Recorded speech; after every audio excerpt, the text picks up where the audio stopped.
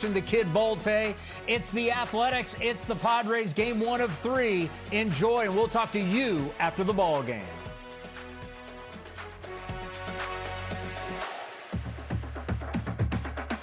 And the Padres here at beautiful Petco Park this Memorial Day weekend.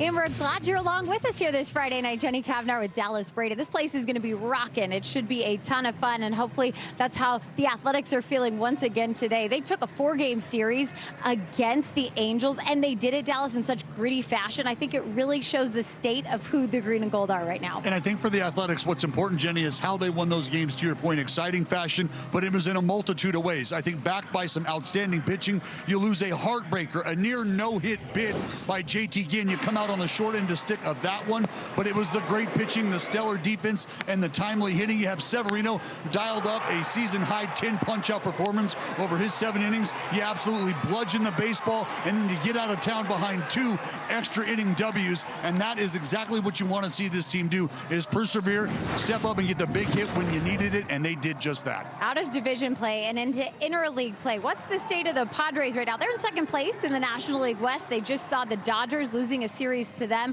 to fall down to that spot. But Dallas, it's kind of strange when you look at a team that has some pitching and some defense, but where's the offense? Well, let's start with the same old story, the fact that they are chasing the juggernaut in the Los Angeles Dodgers. But the fact that they've been able to string together wins, I think, has left some folks kind of scratching their head, to your point, Jenny, because it has been an offense, I think, that has yet to really come into their identity. You've got guys that have struggled all season long, but the fact that you have the lowest team batting average in baseball sitting at .221, they have struggled mightily against left-handed pitching, and the power outage, need I say more, their stud, Fernando Tatis, sits at 0. That's right, a big goose egg in the power department, not a homer to be found. But they do have the best closer in baseball, so should they find themselves ahead, they've got a go-to arm that can silence the opponent quickly. Great to see Mason Miller. Hopefully we just see him sitting out in that bullpen here this weekend. Well, it's going to be a fun one in San Diego. Hope you come back and join us. Grab a cold one. Let's get this Friday night kicked off right. Lineups, first pitch coming your way.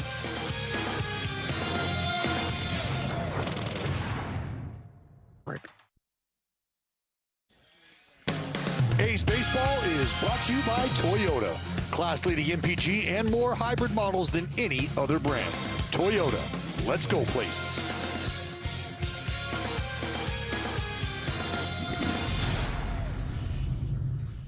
El Pollo Loco.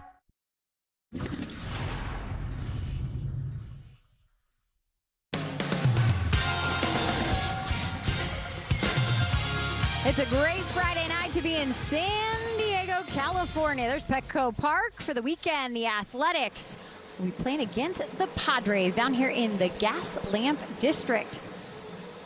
Let's get you the game time weather brought to you by Santa Cruz Beach Boardwalk. 68 degrees right now, just a little bit of wind, and the humidity at 62%. You know what they say, May gray, June gloom, forget it. Blue skies, sunshine, feeling fine.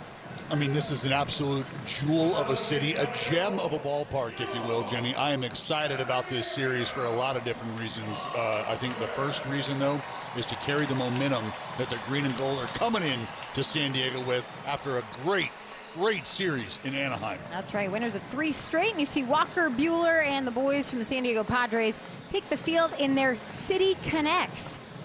A new version of City Connects for the Padres. Let's take a look at the starting lineups brought to you by your Bay Area Chevrolet dealers. The green and gold look like this tonight. Carlos Cortez will lead it off, followed by Nick Kurtz. Then it's Shea Langoliers, Brent Rooker, Tyler Soderstrom, Zach Geloff, Henry Bolte, Jeff McNeil, and Daryl Hernandez. And it's veteran right-hander Walker Buehler on the bump for the Friars to get this Friday night and this 3-game set started. It'll be his 10th start of the season. You see the body of work there for Walker Buehler. ERA just over 5, Jenny. And I think for Walker Buehler, what you're going to pay attention to tonight is he able to get ahead in the count? Why? Well, because he's done the best job of that he's ever done in his career. 67% first pitch strike rate for the right-hander. But can he parlay that into scoreless innings? That is the question that remains. And we'll take a look now at the defense behind Walker Buehler tonight. Rodolfo Duran is doing the catching for Bueller. It's Gavin Sheets at first. The Gold Glover from the outfield has moved to the infield. Fernando Tatis Jr. at second. Xander Bogaerts at short. Manny Machado at the hot corner. The former Oakland Athletic, Ramon Laureano in left field, Bryce Johnson in center, and Nick Castellanos in his first year with the Padres. Speaking of first years, that's Craig Stammen. He's the manager of the San Diego Padres. Of course, was a pitcher for the Padres, as well as pitching in the big leagues for 13 seasons. Well, Jenny, you are familiar with this ballpark. Let's take a tour regardless. StatCast powered by Google Cloud. We're going to take a spin around Petco. You work your way down left field line, 336, out to left center, 386, and to the big part of the yard, dead center, that's 396. When working your way from left to right center, we got 391, and if you can tug it down that right field line, you might have some luck. Just 322 down that right field line. And we know about the left field Western Metal Supply Co. beautiful brick building. The land of Bartolo Colon, if you will. Oh, man, yeah. That was a big homer. And that short porch out and right could be favorable for a few of these lefties. First pitch in for a strike to Carlos Cortez. Great numbers for Carlos this year. He's been in the leadoff spot several times in the last week.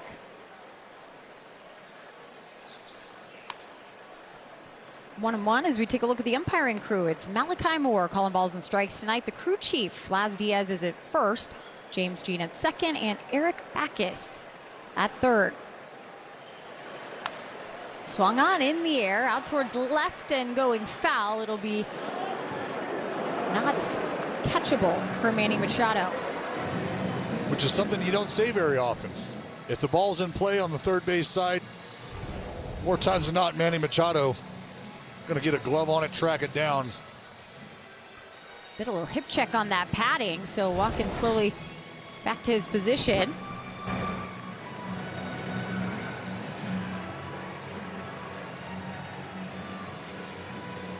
Padres infield playing to pull here. You know, at first glance, it feels like this, now with no Coliseum in play, this might be the place that has the most foul territory down the lines. And up the middle past the diving Bogaerts into center field. Carlos Cortez begins this Friday night with a knock. Well, it's Malachi Moore behind the plate tonight, kicking things off. He's on the balls and strikes. Teammate of Richard Sherman at Dominguez High School in Compton, California. The Legion of Boom before they became the Legion of Boom in both baseball and football. When it comes to balls and strikes, the inside corner kind of just disappears against the lefties. And he's been overturned on an even 50% of the ABS challenges that have been presented. The Kurt swings at the first pitch to left center field. That'll get down Carlos Cortez, trucking towards third. Bobby Crosby's going to wave him home. Here comes Cortez, the throw in from the outfield, and Cortez is safe. Nick Kurtz with an RBI double, and the Athletics up 1-0. That a way to get it going. Mentioned early strikes from Walker Buehler. He started the ball game off with strike one. Tries to start Nick Kurtz off with a curveball to steal a strike, and Kurtz, he says, nay, nay. This ball pounded up that left center gap. And Cortez, time to get on your horse and ride. That ball's down. He's around second, picking him up and putting him down. Here he comes around third. And Jenny, he's going to get the wave. And the green and gold are on the board early. Why are you so good at that? I don't know. Hidden talent, I guess. Hidden talent. We see Carlos right now very quickly after coming in, exchanging information. Ground ball to short from Langoliers. And moving up to third will be Nick Kurtz. Oh, great read by Kurtz to get over to third base. Let me show you the slide from Carlos Cortez. Instead of going in with that left hand, I think very astutely trying to keep as much of his body away from a swipe tag as he can. Went in there with the oven mitt. Quickly went from your horse racing call to the rodeo. Little barrel roll. Little barrel roll there. Rooker up now. And check down, and he went around. No one count here for Rooker. 209 is the batting average. 7 home runs. He's drove in 24. Has Nick Kurtz 90 feet from home. Well, now what you're dealing with if you're Walker Buehler early here is you've had a couple hard hit balls put in play. You just watch Nick Kurtz make a good read, get over to third base, less than 2 outs. He's trying to bear down right now. That'll be fair. Manny Machado able to get to it, and what a throw. I mean, Manny Machado at third base, how many times have you seen that? Well, what makes this play special is Manny Machado, and you're going to see it in the replay, a brief second, checked Nick Kurtz and just molded over very quickly on whether or not he could even get Nick Kurtz at home. You see that little check? And then just continued with his momentum, taking him in to the third base side bleachers and fired a strike over there with ease. Oh, man. The bottom line is the run does get home. A 2-0 lead here for the Athletics. Putting the ball in play. And I tell you that right there, the 2-time Gold Glove, it feels like that's just entirely too few Gold Gloves for Manny Machado. He's been doing work at the hot corner for quite some time. It's hard to even remember a time that he played in the American League for the Orioles. Feels like forever ago. Right. There's Marcotte, very familiar with San Diego. Makes his home here, and of course, played for the Padres. A couple different tours. Here's the 3-0 to Soderstrom. And he'll take the pitch. He'll walk on down to first. 5 A's have come up, 3 have reached, 2 have scored. All against Walker Buehler on the bump for the Padres here tonight.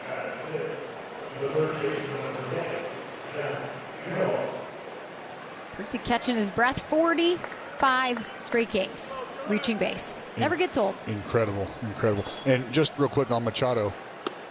Remember, Jenny, you play in the National League, there's a fella. Yeah, that one guy that took all the Gold Gloves. Yeah, Nolan. Yeah, Nolan that dude. Arenado had 10 straight years of Gold Gloves. So that's why he only had 2. Correct. 0-2 here for Zach Geloff. Well, this is a feat in and of itself, because for Walker Buehler, he was scoreless in the first inning in 8 of his 9 starts coming into tonight. I think it speaks much more to the Athletics and their offensive approach, and really kind of the high they were riding coming from Anaheim. Well, I think the fact that Carlos Cortez is settling in, even at the top of the lineup, what that does is it puts a guy on base for Nick Kurtz to step up and do what he just did. There's a 1-2 taking off his Soderstrom, and they got him picked off. That'll be the final out here of the first. Well, let's see. Katse's holding. Well, Soderstrom trying to deploy that swim move, but they're just going to keep it rolling. Katse heading out to have a chat with the umpire. We'll settle that on the other side. 2 runs that come across off 2 hits, and the A's up 2-0. He does not have a home run this year. He's stepping in to lead it off. He's followed by Miguel Andujar. Then it's Gavin Sheets, Machado, Bogarts, Laureano, Castellanos, Johnson, and Durant. Facing the lefty tonight in Jeffrey Springs. And the first pitch for Jeffrey in for strike. We'll get into all the numbers for the Padres here offensively this year. Of course, so many superstars in that lineup, and it's hard to believe, really eye-popping numbers, and not in a good way, Dallas. No, I think a lot of folks have their different opinions on why the numbers look the way they do for Fernando Tatis Jr. I mean, that 0 stands out for a lot of reasons. I think mainly it's because this has been a guy who's, I think, consistently provided power source for this lineup.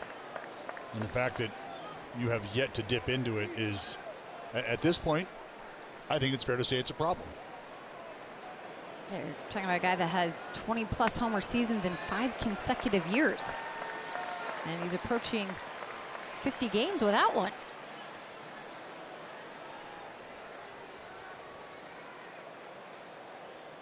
Three and one's the count. And pitch from Springs. This is high, it'll put Fernando on, and this is where he can be dangerous with the threat to steal. Well, let's see if Jeffrey Springs can't calm that down a little bit over there at first base. The left-hander, 11th start of the season for Jeffrey Springs, coming off a good outing against the Giants. A quality start, 6 innings, 5 hits allowed, just a couple earned runs, or excuse me, just 1 earned run, a couple runs total.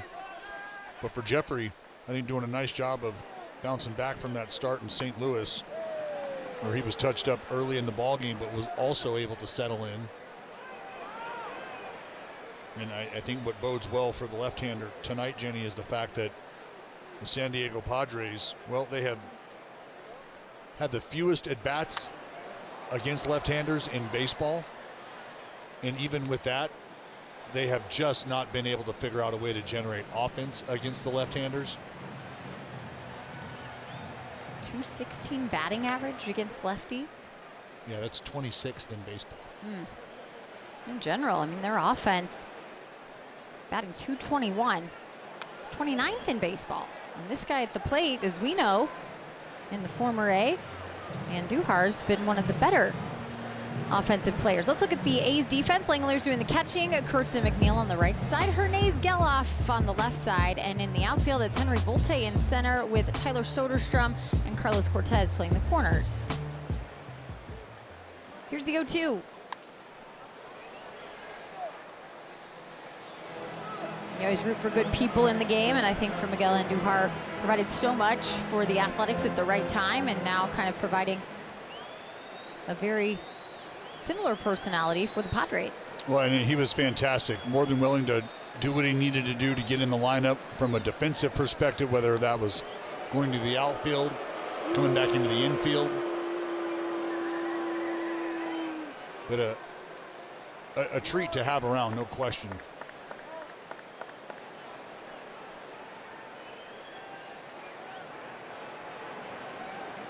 Ports at 24 and 25, landed in Cincinnati. This ball in play popped up for Kurtz, and he will go into foul territory to make the catch. 1 out.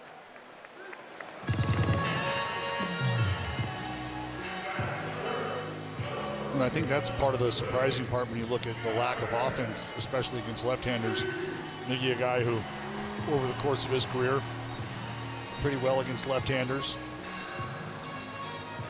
I think, frankly, you look up and down the lineup, and there's, you know, a handful of guys that have had some success against southpaws. That'll bring up Gavin Sheets. Second year with the Padres. Swings at the first pitch. A high fly ball into right field. Carlos Cortez will bounce around and make the catch. 2 outs.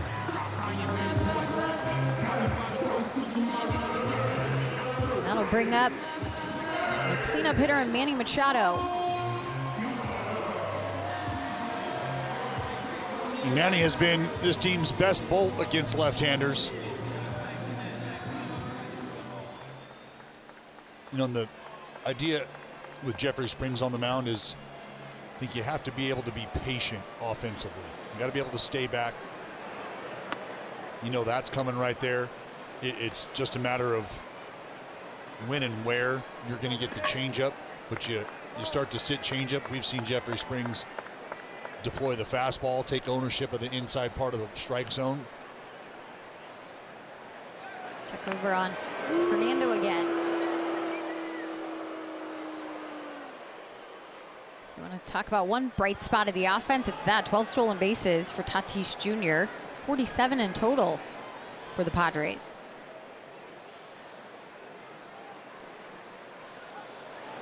And the pitch, Machado drills it out to left, and that's gone.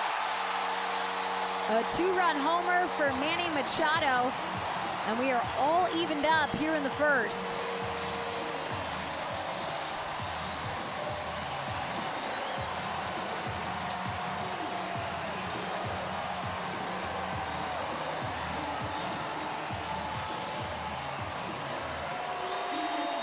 Well, I just mentioned that Manny Machado was the best bolt the Padres lineup is featuring tonight against left-handers. Gets a pitch up that he's able to get on plane with and turn on. Fastball top shelf. And Manny hammered it. Just the third home run for the Padres against left-handed pitching this year. Pitch to Xander Bogaerts, a swing and a miss with the slider. Well, you see how he was able to keep the ball in the yard first four starts, not a homer allowed. The last 7, now 10 home runs allowed. Bogaerts out in front of a changeup. Quickly 0-2 here. He's given up at least 1 home run in 6 of his last 7 starts.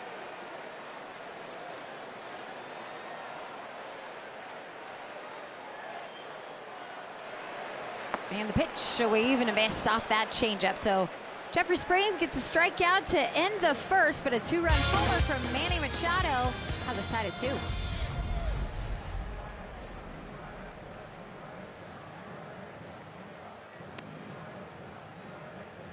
Padres and the Athletics. 2-0 lead for the A's, and then Manny Machado 2-run homer tied things up. Zach Gelof's going to lead it off for the green and gold here in the second, and he'll take pitch outside for a ball. Gelof, Bolte, and Jeff McNeil do up this inning.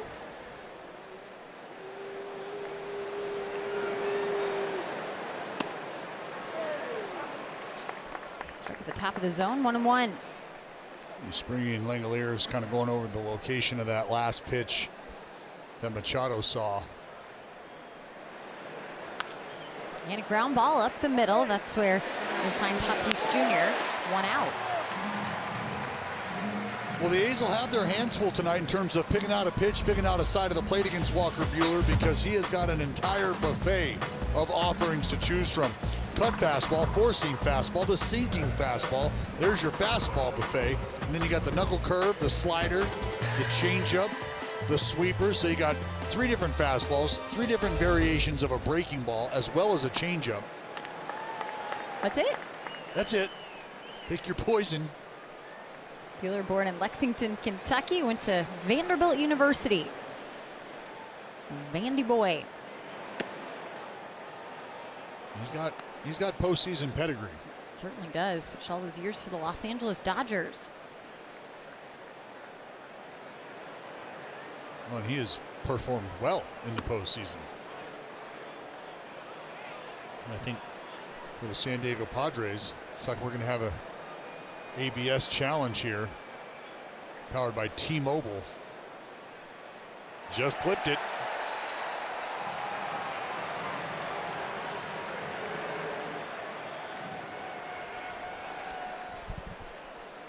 Call overturned, 1-2.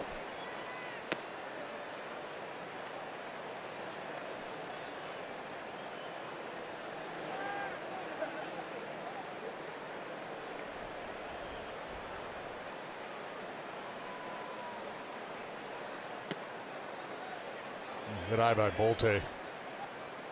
And I think that's something else that you find yourself being exposed to as a young player. You come up here and sure, look, there's guys in AAA that have, various looks in terms of their arsenal. Takes the close pitch, and he'll walk on down to first. Base runner for Jeff McNeil coming up. Oh, very close pitch. Bolte very confident that ball was low. They're not going to challenge it. But Statcast going to give us a peek at the velocity on that entire arsenal of Walker Buehler. 4-seam fastball and the sinker topping out at about 94. You got that cutter at 90. And then you think about the different variations of breaking balls. You got a hard slider in the mid to upper 80s. And then you've got that sweeping slider that can kind of slow you down even more.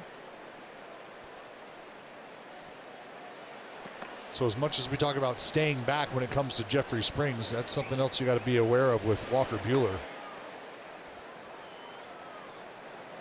1-0 for McNeil. Had a nice series in Anaheim.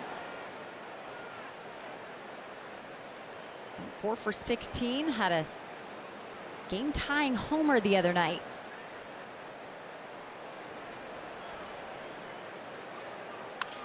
And here's a ground ball that is going to get through on the right side. Bolte to second. And with 1 out, the A's have something cooking here in the second.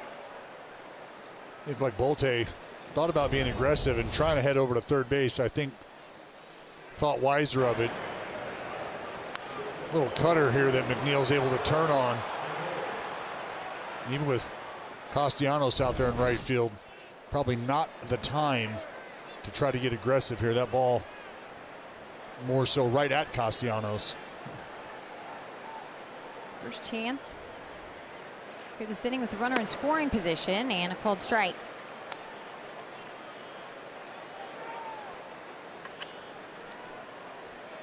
Numbers for Hernandez this season. He also got in the mix in a close affair yesterday. Well, we talked about the A's coming up in big spots and coming through. And last night, Darryl did just that. Athletics in need of a clutch knock. Darryl delivered. A's went on to win that ball game. Here's the 0-2.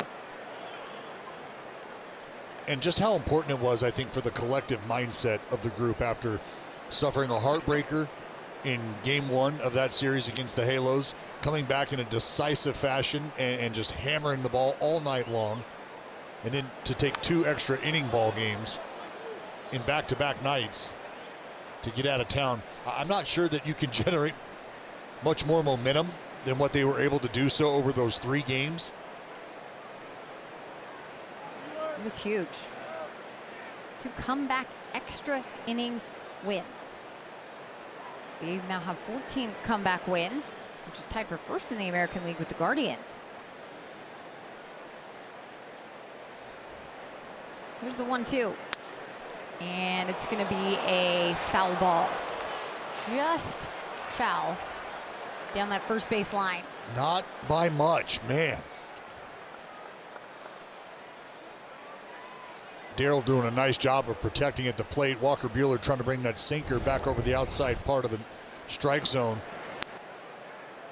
Darryl able to fight it off. And just about a baseball or so away from extra bases.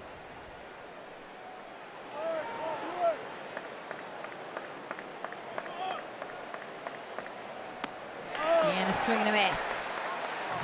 Darryl down on strikes, 2 gone.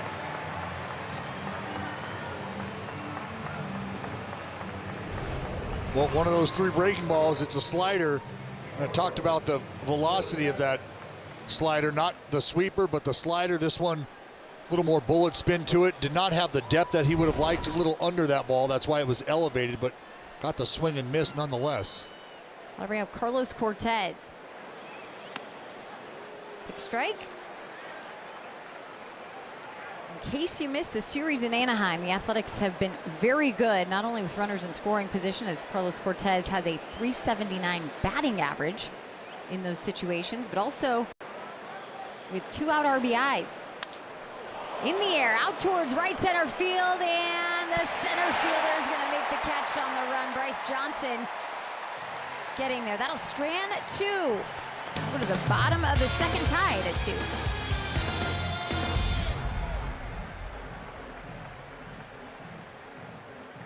A's is all about the little ones. You can join us May 31st. Kids ages 14 and under can pick up a limited edition water bottle presented by YOLO Federal Credit Union. It's the perfect way to stay hydrated while you cheer on the green and gold. Tickets are limited, so get yours today at athletics.com/promotions. I'll bring up Ramon Laureano here in the second. Pitch outside from Jeffrey Springs. The laser.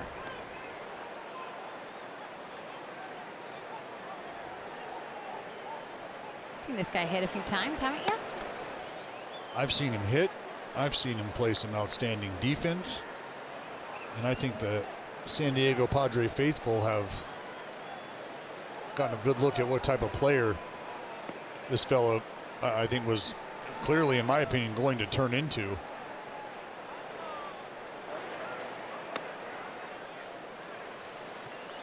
And Ramon Laureano, I mean, there's pop in the bat. He can move around on the bases. Just an incredible arm out there in the outfield.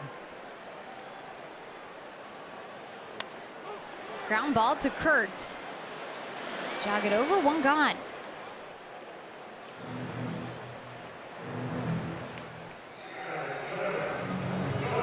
Ramon, always one of the more exciting players to watch on a day-in, day-out basis. A fiery competitor, which I think his teammates very much appreciate.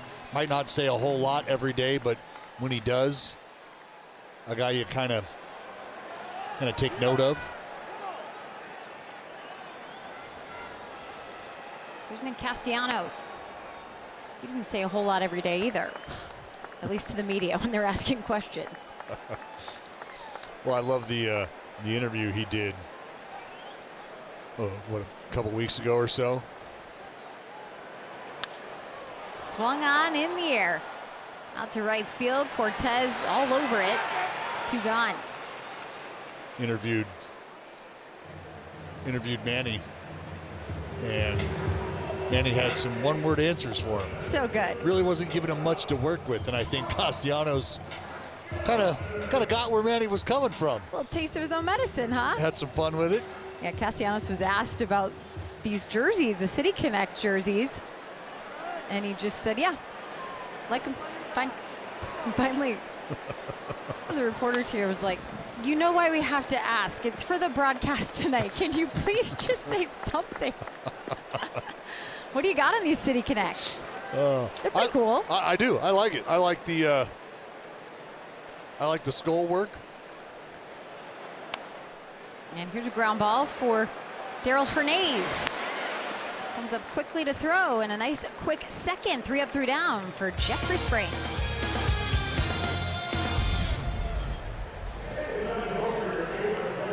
Blue Moon bright spot. You take a look at batting averages over the last month or so since April 20th. The A's, they have the best batting average over that time, 265. The Padres, on the other hand, it's the lowest at 211. Called strike for Nick Kurtz as Walker Buehler's back to work. Kurtz, Langeliers, and Rooker. Kurtz continues to do his offensive work. An RBI double in the first, reach base. Well, 45th consecutive game. There you go, partner. Just nailed it. There's a clear storyline I think folks are following with the big fella, and we didn't really even have much time to set it up. But at this point, it is something that I think people all across baseball are paying attention to. And I know A's fans even more closely.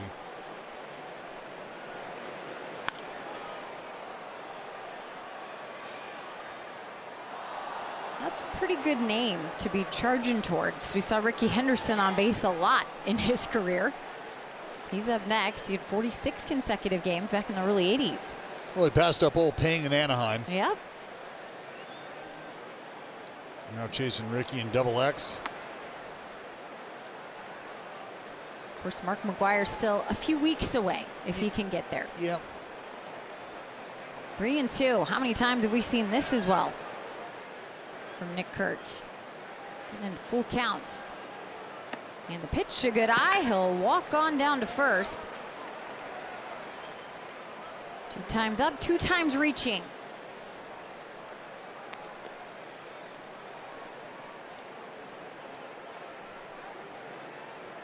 It's the 49th time this season that Nick Kurtz has walked.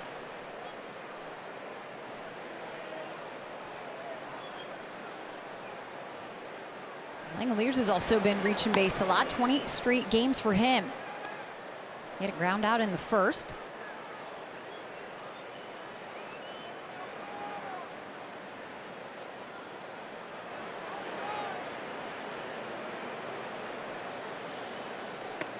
And the pitch in for a strike.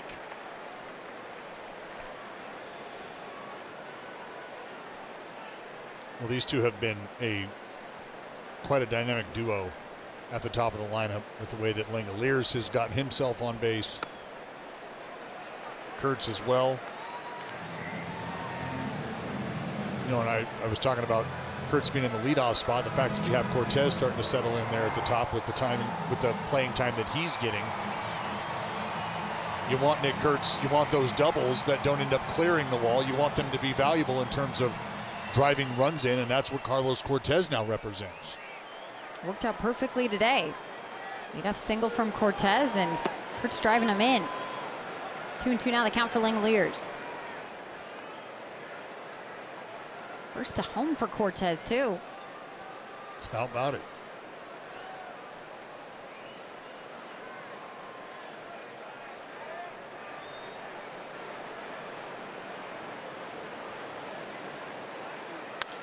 Swung on in the air out towards right and going foul. Just straighten out a little bit. Talked about that short porch out there. Yeah, Shea looking to pick on that right field line. Remember, just 322 down that right field line.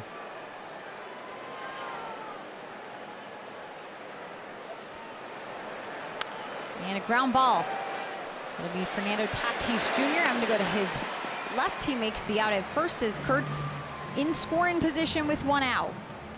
You know, I think something that might be overlooked too at times is the fact that the Padres are comfortable enough and the athleticism of Fernando Tatis allows them to start to move things around. If it's about trying to get some offense generated, finding different ways to maybe plug in some folks who can help you offensively. So you ask your platinum glove defending outfielder to move into the infield, and you feel like you're not going to miss much of a beat, considering we understand where Toddy started his career in the infield. Okay, who moves from shortstop to the outfield? You're right. Collects platinum gloves, not gold gloves. Two-time platinum winner. And it was funny the other day because they presented him with the 2025 platinum glove as he was the starting second baseman. 0-2 to Brent Rooker. And a swing and a miss. The sweeper gets Rooker. Second strikeout for Walker Buehler. Well, that's two breaking balls now that have been elevated.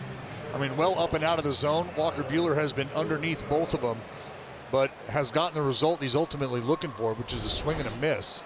And I think it's a matter of being able to see the pop out of the hand on that breaking ball, feeling like it's going to stay hittable, but it just never quite comes down. It backs up. It stays a little more true than you expect. And as a hitter, those are some of the tougher breaking balls to get to, the ones that don't break. Numbers down a bit for Tyler Soderstrom with runners in scoring position. Nice catch from the third deck here. Fan right at the railing. Those are tough ones. Well, it's a bare hand of a bullet right there. Didn't knock the wind out of him, but it definitely knocked him back a bit. Stayed on his feet. She is not impressed. I mean, yeah, cool story, guy. Hand me the peanuts. Oh, that's great. But you saw it, right? Oh, that was... It was barehanded. You saw what I did, right? That was tremendous. You have any idea how hard off the bat that was? Don't care. Man. Don't care. Sweet. Look. Oh, wow, that's cool. Yeah. That's cool. Sweet. Here's the 2-2. I mean, they're celebrating their 30th wedding anniversary tonight. He's not impressed with He's taking a picture for the gram. She could care less. Yeah. Oh, this is great. Sweet. Hey, check out this picture I just took. Yeah, what, of the ball? Don't care.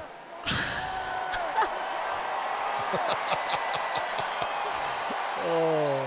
2 outs and a full count. Kurtz at second. Here's the pitch, and Soderstrom fouls it again.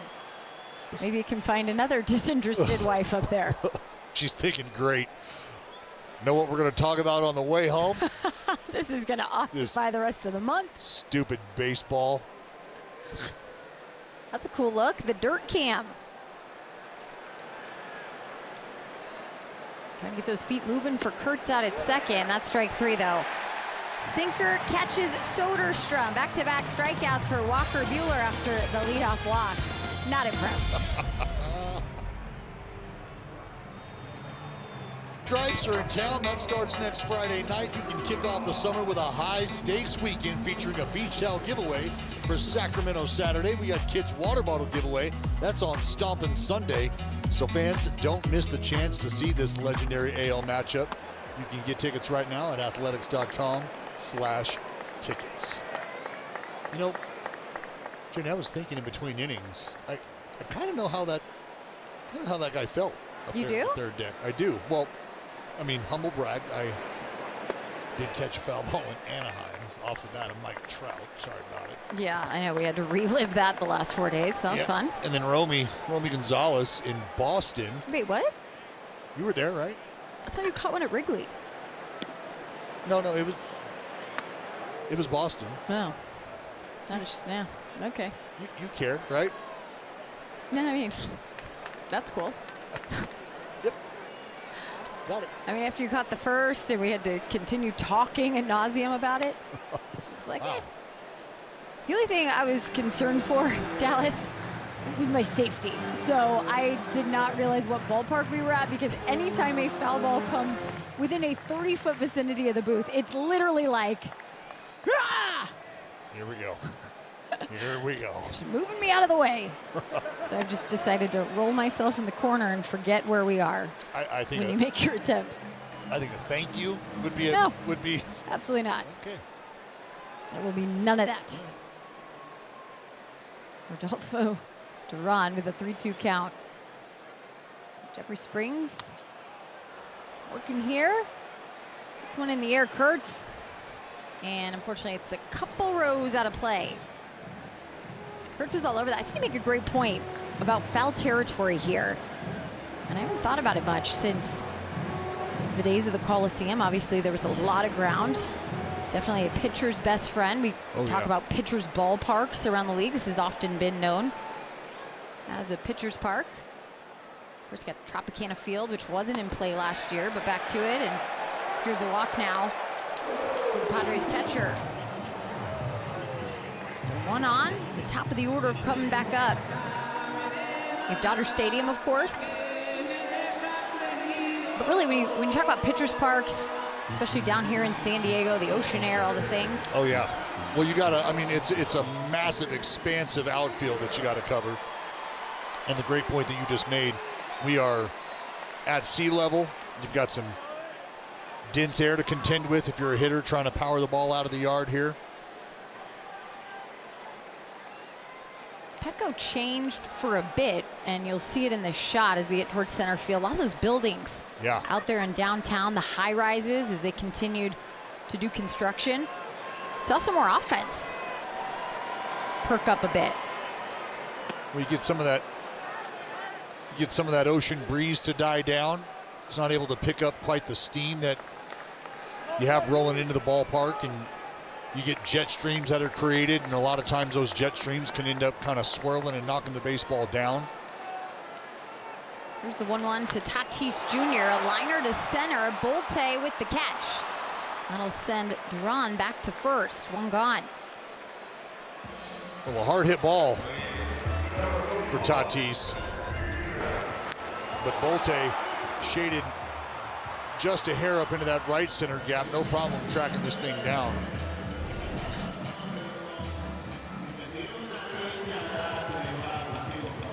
Shooty talking about it on A's Cast. I mean, Fernando Tatis Jr., there's been some hard hit balls. There's been some contact. Batting average, the power, not matching up so far this year. And Duhar takes the sweeper 1-0.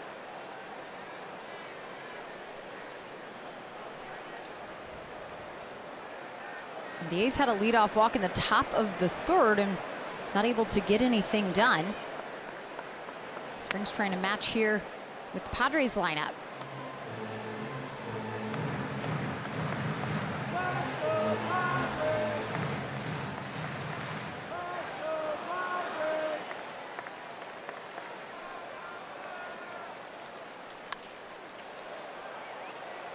Foul ball, 1-2.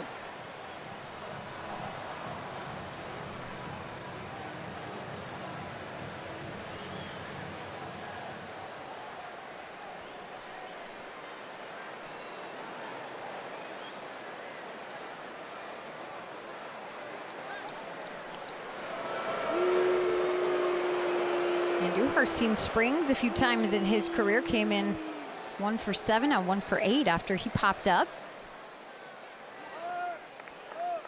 Well, Jenny, something we can get into a little more with Fernando Tatis Jr., but when he comes up again, I think the idea, there's some things at play, and we understand what the metrics today in the game allow us to understand.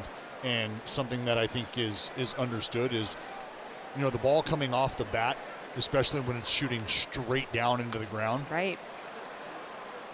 That's where the exit velocity you're going to see initially, just to the naked eye, you're going to see numbers that you like. It's going to be a little harder maybe than some of the weak fly balls that you might put into the air, because those things are coming right off the bat, hot, straight down, negative launch angles, but the velo off the bat might catch your eye. And what is Fernando Tatis Jr. featuring right now? Well, it's the lowest ground ball rate of his career. And so you can understand why the exit velocity might look the way it does, but you also need to understand it's because he is killing entire colonies of worms. He is just torching, absolutely torching the ground in front of home plate. You're saying he wouldn't have been able to get the gnats in front of home plate in Anaheim? Ground ball, one hopper to Hernandez. He'll flip it to McNeil off to first. A double play will end the third here. And it's time for the boys to get back to work at the plate.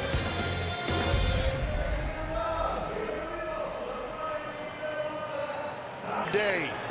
How about a best friend showing up? Put a smile on your face. Roll me up something tight, boys. 6-4-3. Little inning ending. How you doing? Good job by Darryl to wait out the arrival of Jeff McNeil at second base. Just a textbook easy effort there. Zach Geloff with a liner to left, and that's a fair ball. Extra bases for Geloff. Moriano throws it in. It's a double to lead things off here in the fourth.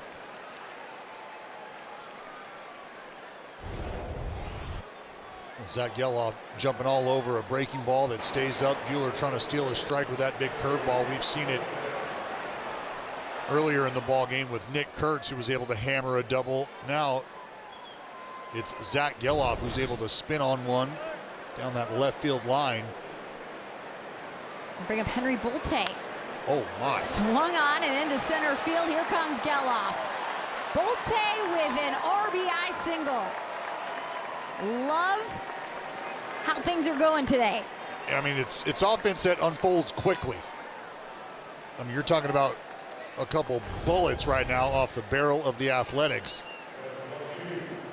This little backup slider was absolutely sizzled. I mean, that is a missile right back up through the box. Almost 107 is the exit velocity of that ball.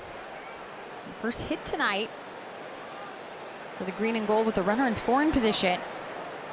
Made it count 3-2. So Geloff talking things over with director Darren Bush.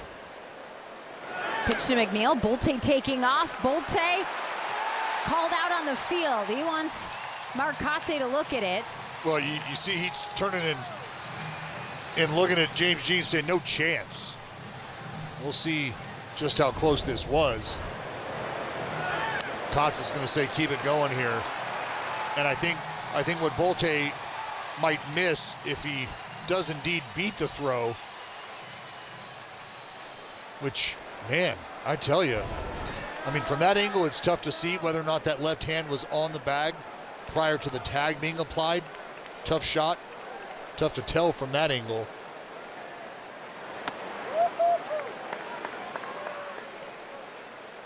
But Bolte thought he had it. Let's take a look at Dirt Cam.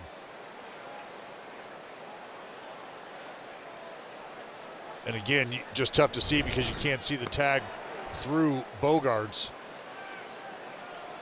With a close enough play, they opt to not take a look at it. 2-1 count for Jeff McNeil.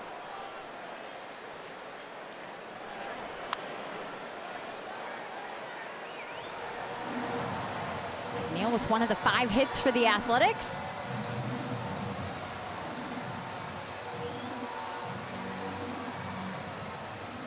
I mean, between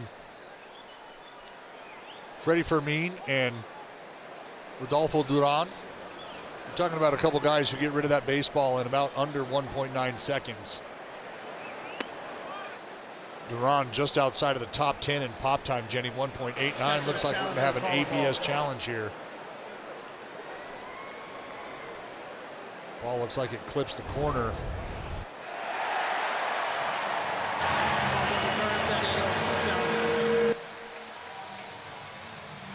So strikeout for Jeff McNeil, 2 gone. That's a couple big plays from your catcher there. The guy that just made his major league debut not too long ago.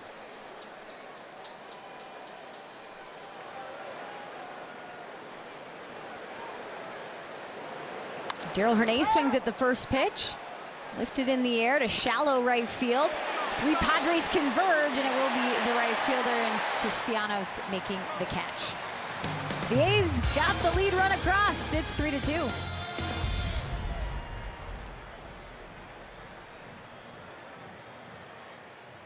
By Provident Credit Union. Go to NBCSportsCalifornia.com/AST to check out Deanna Slayton of Bancroft Middle School in San Leandro, as well as other finalists, and vote for your all-star teacher. The grand prize winning teacher school will receive $30,000.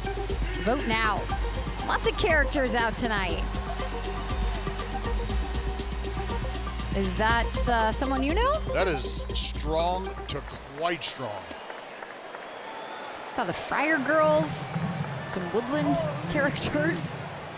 Big mix here. I think it's also Star Wars night, which of course, you and I, really big Star Wars fans.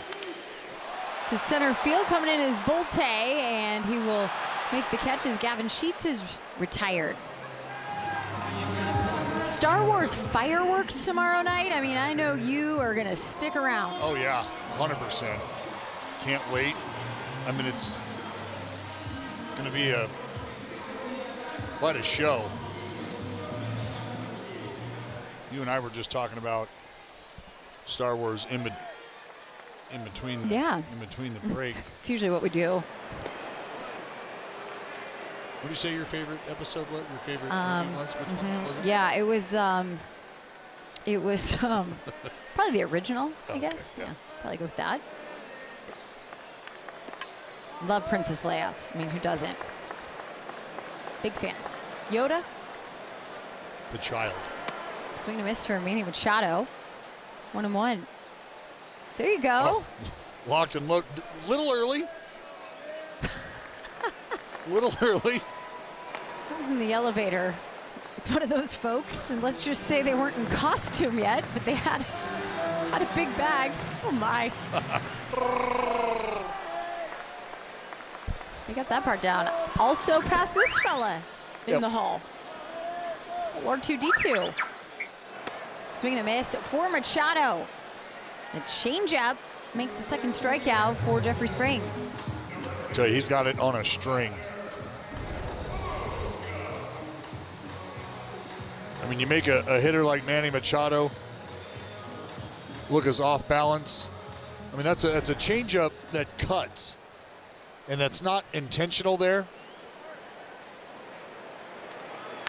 And there's a difference between throwing a changeup on the inside part of the plate that's still going to have movement back to the arm side, and then throwing a pitch that just cuts on you. I mean, you go back to that Xander Bogaerts at bat in the first inning. I mean, yeah, Bogaerts waving and missing at pitches not even close. Has him 0-1 here. Count evened up. We saw Luis Severino yesterday give up a first inning homer to Nolan Shonowell. It's also the 2-run variety, and then settle in. It was spectacular to watch. Another wave and miss at the changeup. Oh, he settled in like quick cement because it became solid right after that. I mean, just one other base runner allowed after that. Sevy was as good as we've seen him. At least 2 above the minimum, 10 strikeouts. I mean, we've been treated here this road trip. JT Ginn, of course, had the 10 strikeout game.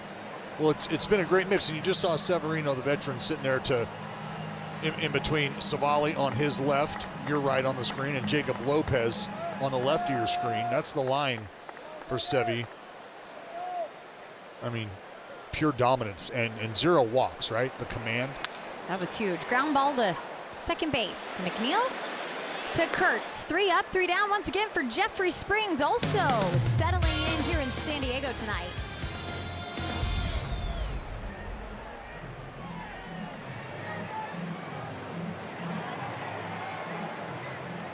That's so reliable, it never gets caught looking. Xfinity Internet keeps you in the game for one price for 5 years and allows you to get online in minutes with same-day Wi-Fi. Xfinity, imagine that.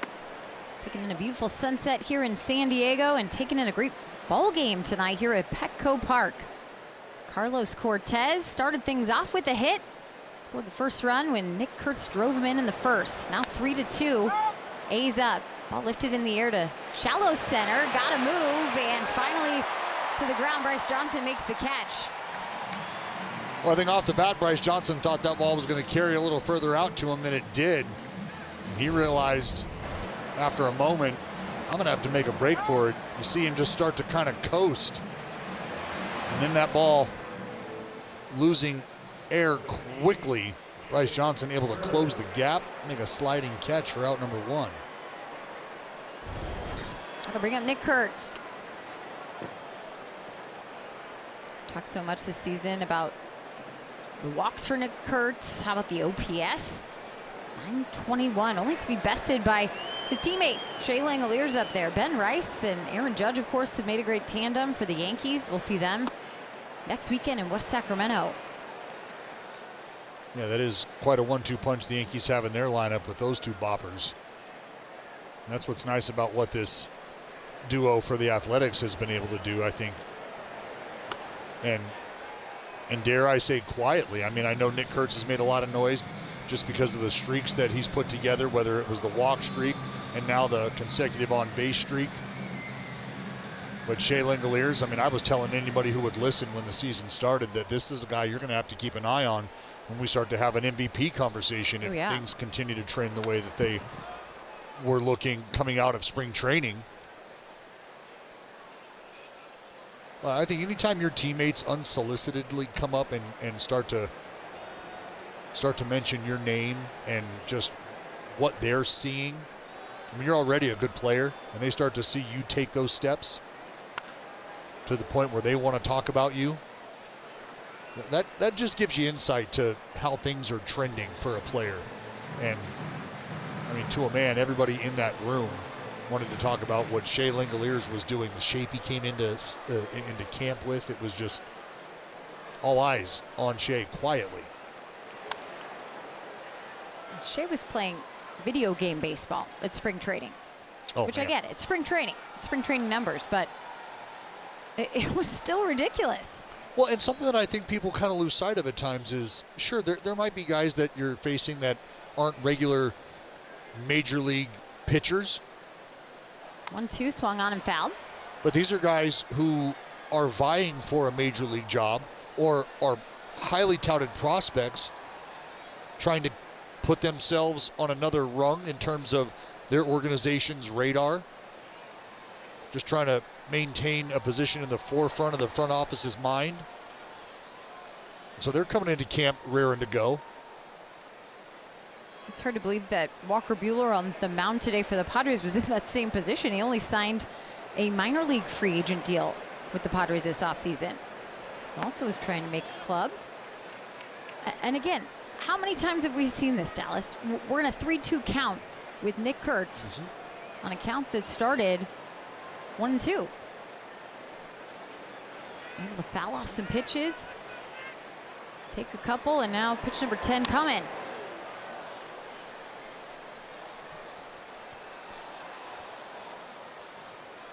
There's the pitch sequence. Started with the cutter. You've seen a little bit of everything. Last pitch was the sinker. There's a wave and miss on the changeup. We'll see what he goes back to here. Inside, take a walk. 3 times up, 3 times reaching base for the big fella. Let's take a look at Shea Langoliers in the AL ranks. That batting average, 321, second in the American League. 20 multi-hit games, second 59 hits, tied for first in Dallas. It's been so impressive because we've seen it in a variety of ways. The power's there, right? The 12 home runs, but we've also seen how many times in a situation where Shea's up with some runners on, opposite field knock. And remember, this is a guy who is catching every day. And I know we look at center field, we look at the shortstop spot as premium defensive positions that come along with great responsibility. In my opinion, no greater responsibility than the man behind the plate. And that's because he is tasked with not only trying to figure out how to get outs with an entire pitching staff and a staff that is ever evolving over the course of a season. So you're getting used to guys. As guys make adjustments, you have to make adjustments. You have to be able to help them out as individuals. You also have a responsibility in terms of what you're bringing to the table in the lineup.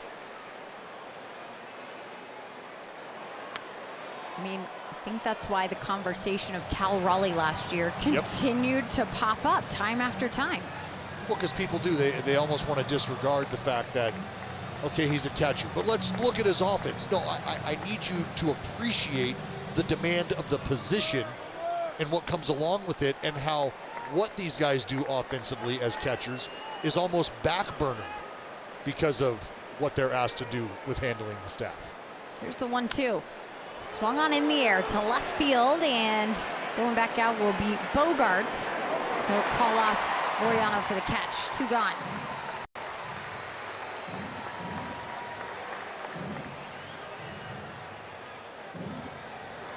'83 pitches here for Walker Buehler in the 5th inning. Brent Rooker coming up with 2 outs. Buehler had 101 pitches in his last outing at Seattle. That took him through 5.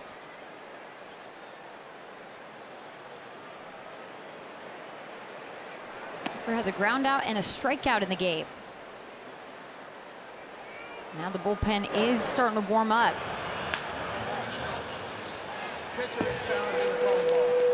The ABS challenge on the field.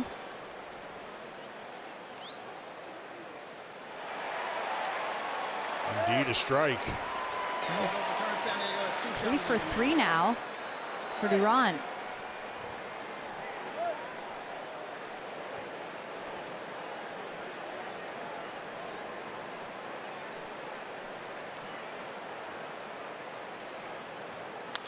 The 1 to center field. Going back is Bryce Johnson, and he will make the catch. A walk for Nick Kurtz. He's stranded at first. We'll go to the bottom of the 5th, up by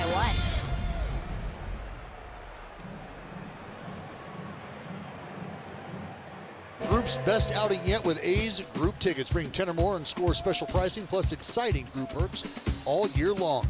Birthday celebrations to company outings. Every moment feels just a bit bigger with the A's. So reserve your group today at athletics.com/tickets. Bottom of the 5th, back in San Diego. Jenny Cavnar with Dallas Braden tonight. Jeffrey Springs on the bump, and after the 2-run homer from Manny Machado in the 1st, we have seen Jeffrey Springs go to work and let his defense do the same. Well, he had a quick 3 up, 3 down 2nd inning. Was able to work around a leadoff walk in the 3rd. Sat down the Padres in order in the 4th. And that changeup has been on its best behavior. Jeffrey Springs, very economical as we sit here. Pitch number 56 on its way. He's faced the minimum the last 10. Just had the walk to the catcher Duran, and then was able to get a double play. Speaking of, how about that double play that ended the game last night? Mark Leger Jr. collecting the save. It was good to see him in that situation after giving up a leadoff hit to start the inning. Well, we saw an extra frame, so you had 2 on. Yeah, we saw some outstanding defense all series long, which frankly, Jenny, was great to see after a series at home, a home stand between the Cardinals and the Giants, where we saw the ball kicked around a bit by an A's team that had been better than anybody defensively. Pitch bounces away. 3-2. Here's what you're talking about, partner. And a great call. Mark Leiter Jr. able to execute a fastball up and in on Jorge Soler, who in his own right, a very dangerous hitter, and with one swing of the bat could have changed the entire outcome of that game. Swing and a miss for Laureano. 3 strikeouts here for Springs. I mean, he's got this changeup just hitting a sheet right now. And look at where this pitch ends up. I mean, this pitch is in the middle of the zone, a little over knee high, and the look of perplexion there is because you're wondering, how did I not even touch that? How did I not? Well, a big drive out to left field and off of the Western Metal Supply Building. A home run for Nick Castellanos, and all tied up at 3.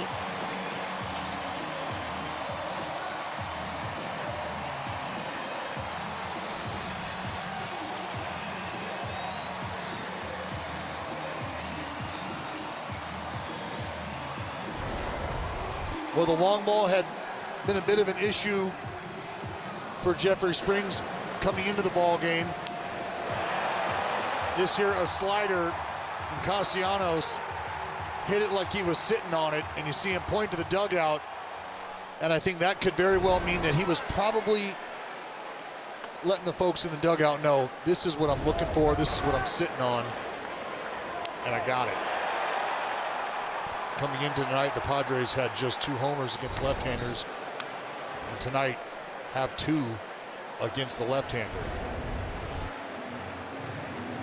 We talked about that Western Metal Supply Company building. Top shelf.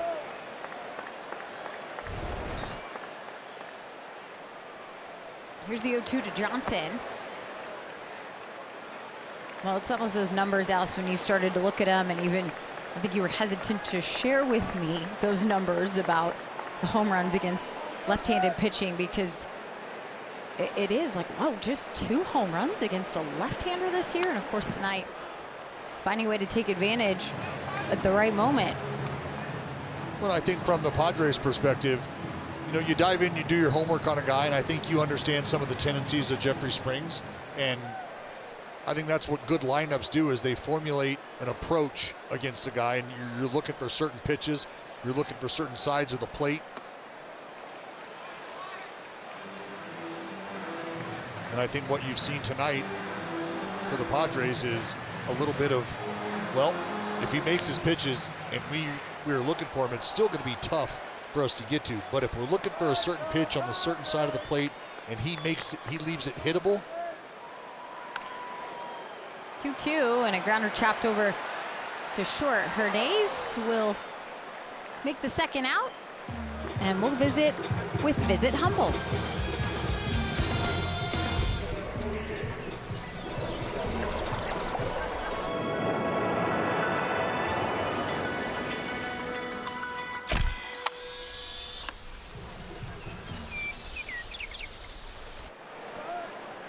Two outs here in the bottom of the 5th. Rodolfo drawn up after walking in the 3rd. Catchers had a nice defensive night tonight. Throw at Henry Bolte trying to steal in the 4th. Made 3 challenges, all of them reversing the call to a strike.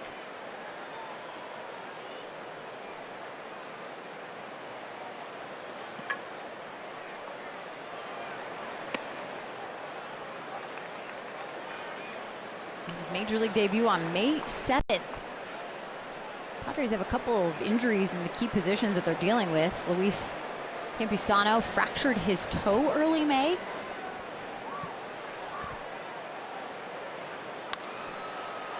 And Jake Cronenworth, who's been a staple here in San Diego, especially at second base for a long time, has been dealing with concussion symptoms. Really no timetable as to when he might return, and obviously that's why Fernando Tatis Jr. is playing the infield. Well, that's just a tough break for Cronenworth. It's one of those things that you just, I mean, what do you do? How do I okay, rest and recover. That's really all I can do.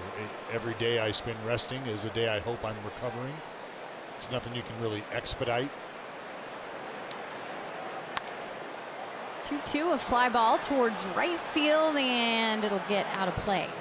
You know, a muscle strain, if it's mild, is maybe something you can nurse.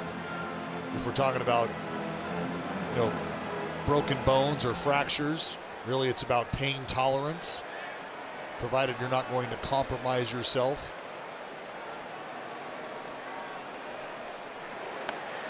But Game 2 now. when we start talking about concussion symptoms, you know, there's so much at risk there. You have to understand it is always better to be safe in that regard.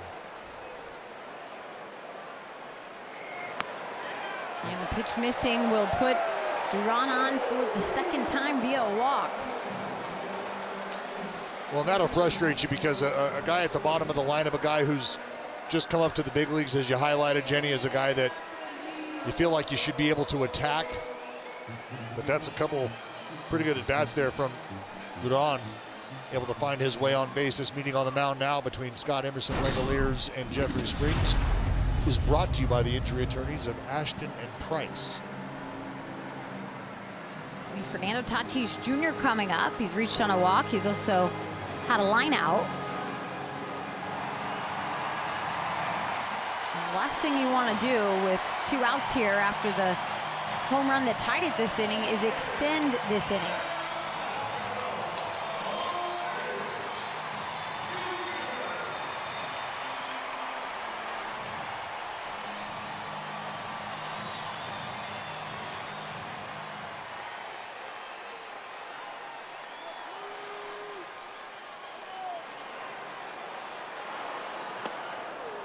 Swing to miss on the changeup. You just want to maybe go straight changeup here? I mean, flip a few of them up there. See if you just continue to take Tatis for a walk outside of the zone. And this will swivel down the first baseline, and all Kurtz has to do is touch Tatis Jr. So that'll get out of it here in the 5th. A solo home run from Castellanos tied it up at 3.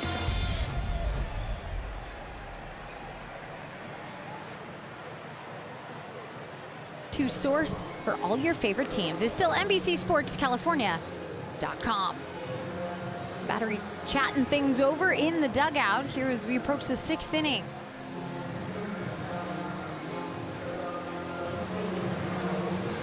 Castellanos with a solo home run in the 5th.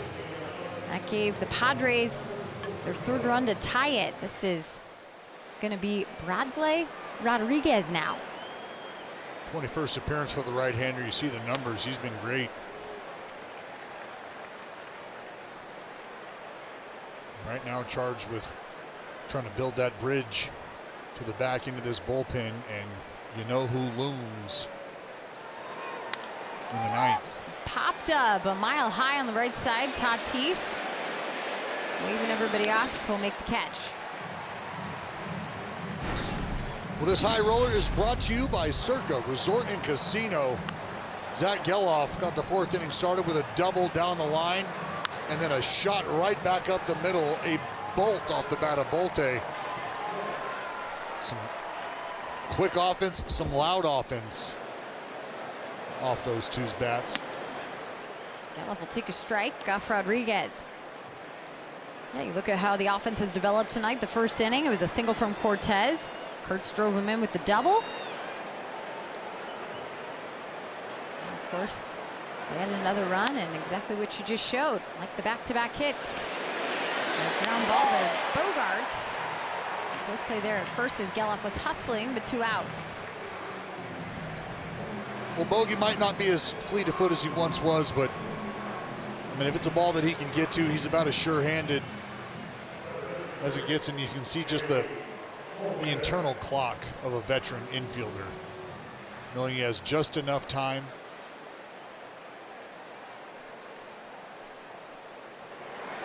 Bolte swings at the first pitch, and this is going to be a dribbler to third. Machado with a quick release and safe for Bolte.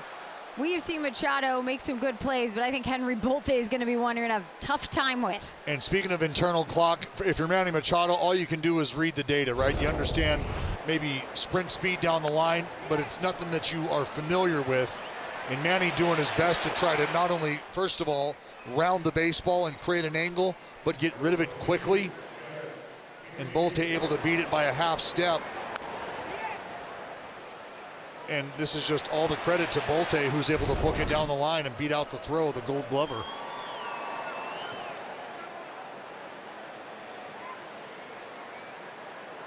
Umpire just reminding the pitcher and the batter the acknowledgement requirements.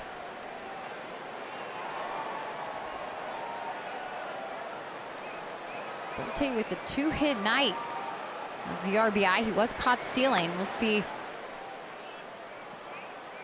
what his speed decides to do at first here. 2 outs for McNeil.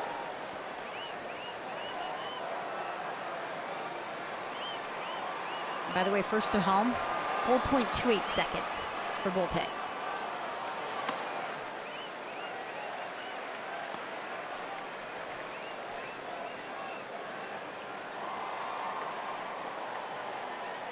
Well, with the way that McNeil puts the ball in play, might be advantageous to try to get up there to second base.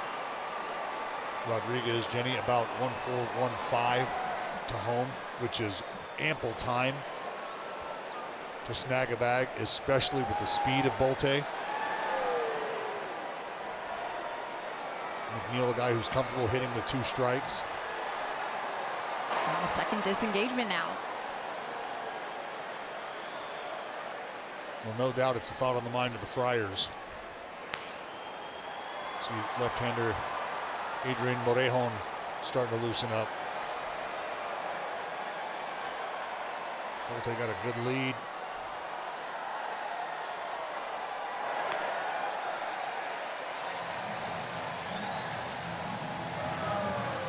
One and 2 is the wave is picking up steam here at Petco.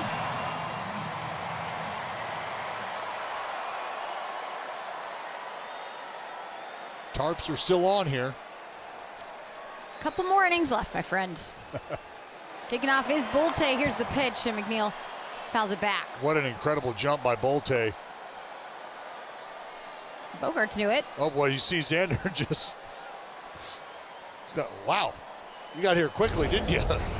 Just a great shuffle jump by Bolte.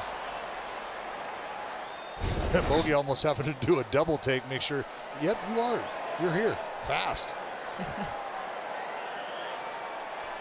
Gradually with a long look. And the pitch, swung on and fouled.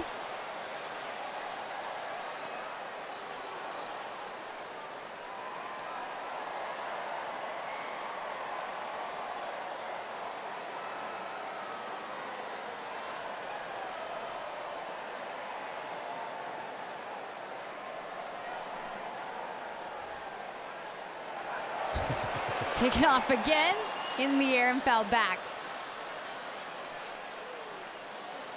Well, that'd be another bag, another easy bag for Bolte, but with 2 strikes, McNeil's got to do everything he can to protect.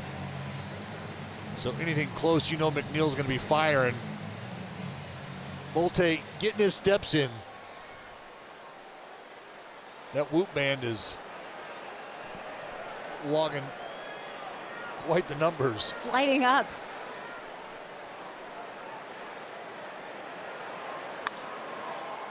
And this is served towards the left, but foul. You know, Neil can do this. Well, and this is where, look, you got 2 strikes, it's 1-2. And I don't know that even with 2 outs, as a pitcher, you feel the threat of the base runner forcing you into a fastball pitch selection. But you know, if you're not able to land the breaking ball, McNeil takes it, you now have a runner in scoring position. The pitch, and that one has eyes into right field. The result is there. Jeff McNeil, the contact hitter, coming through to keep it going. Just a grinder of an at-bat. Just spoil, spoil, spoil. and then finds a hole on the right side. Just another professional at bat by Jeff McNeil. That'll bring out Ruben Niebla. And this meeting on the mound is brought to you by the injury attorneys of Ashton and Price. The pitching coach bringing in the infield to talk things over with Daryl Hernandez up to bat.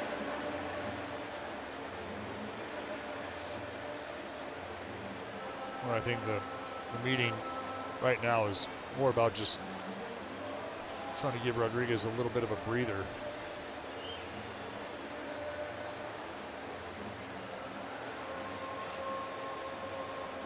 He's been working 13 pitches. Of course, the long at bat to Jeff McNeil. He took up 8 of them.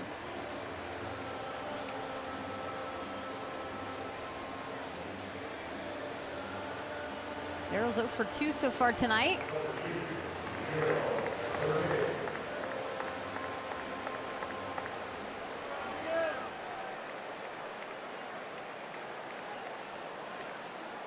Last 15 games, Daryl's hitting close to 300. 11 for 37 over that time. And they'll look back on Bolte at second.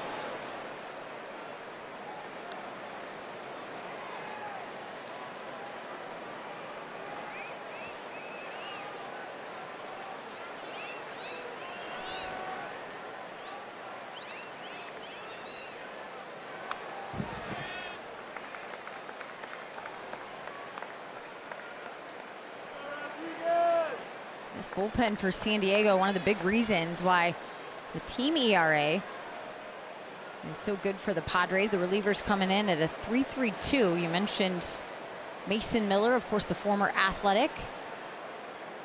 They got a couple guys down there in late innings that can give you fits. Well, Bradley, one of these guys. Think about Jason Adam. And they've got some dudes. Wandy. 2-1 now for Hernandez.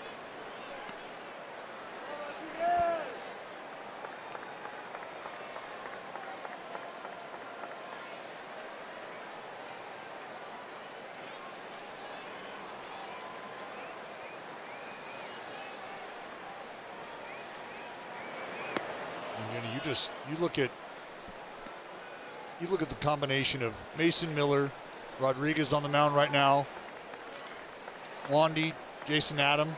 You're talking collectively a 1.47 ERA, hitters hitting under 200 against that fearsome foursome. Close pitch, a take for Hernandez, and loading up the bases as Carlos Cortez will come to the plate with 2 outs. Well, a very close pitch, unfortunately for the Padres. They don't get the call, and it'll be Craig Stammen out now to make the call to the bullpen. Adrian Morejon will be in the ballgame to face left-hander Carlos Cortez with the bags juiced when we come back.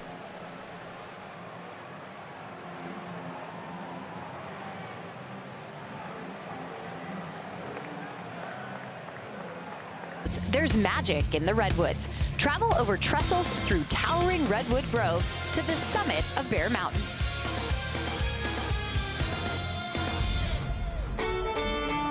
Let's take a look at the upcoming schedule, brought to you by Service Champions. Next week, a homestand that will feature the Seattle Mariners and the New York Yankees.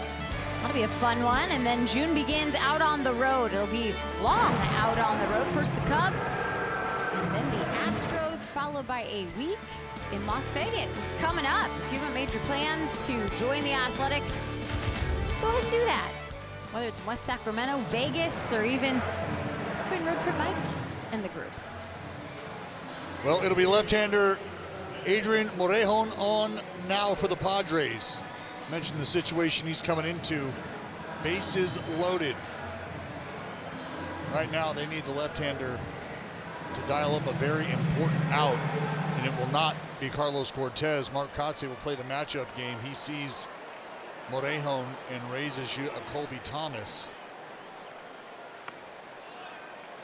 Morejon, who has just been absolutely dominant and especially against the left-handers. Right-handers, Jenny, even less successful. Just 3 for 39. Excuse me. Right-handers 18 for 55, hitting 327. I had my numbers jumbled there a bit. Lefty's just 125 against the left-hander. But what he's done a really nice job of is coming in and stopping the traffic.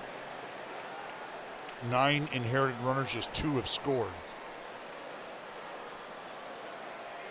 This is where Colby Thomas has been great against left-handed pitching. It's a matchup favorable on both sides. 10 for 27 for Colby against left-handed pitching. Most of the A's much better off the bench as of late. We've seen a couple pinch hits. Lawrence Butler had a nice one.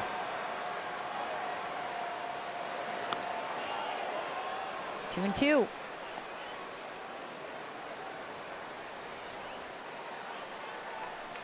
A's would love to cash in here with a 2-out RBI or 2, or 3 or 4. Yeah, you'll take what you can get right now. Morejon's been a tough customer.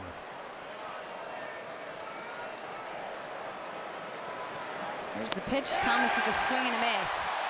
Changeup got him, and that'll leave bases loaded. Bottom of the 6th we go. Miguel Andujar coming up. MLB Plus is new for 2026. You can stream MLB Network 24 hours a day, 7 days a week, and select out-of-market games every single week. Plus, we've got live radio broadcast of every game, game day 3D, big inning, and minor league action. Visit MLB.com/MLB Plus to subscribe today. High fly ball from Miguel Andujar, fouled. Jeffrey Springs still in the game, facing Padres order for the 3rd time here. Been successful against Andujar, not just tonight, but in his career. Springs versus Miggy. Well, Miggy's just 1 for 9 now. Grounded into a double play in the 3rd.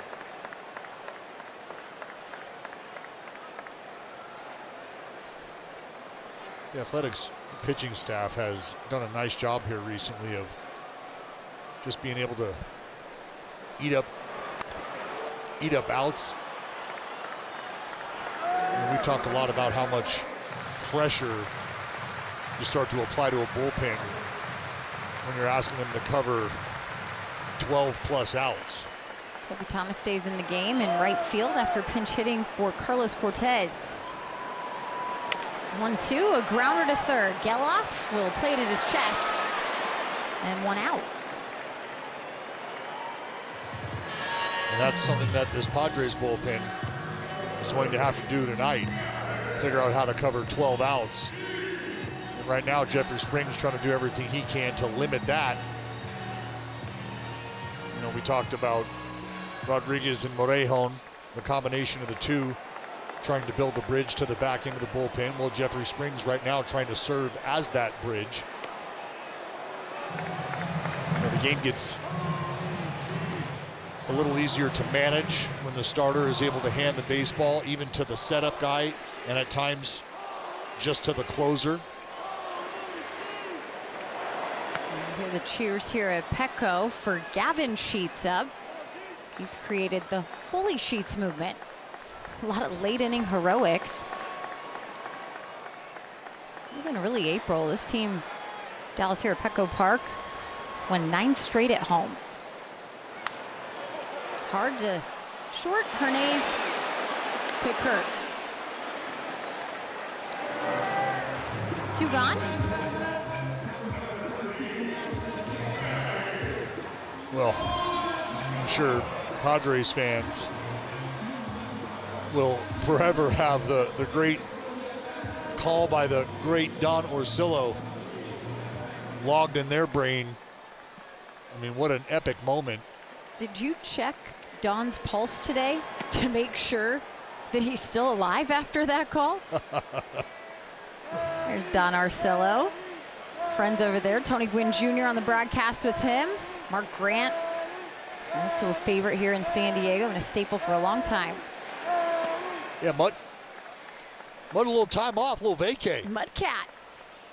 Couldn't come hang with us. The Padres fans are blessed not only with a great play-by-play, but a great analyst team in general. Tony Gwynn Jr., one of my favorite human beings.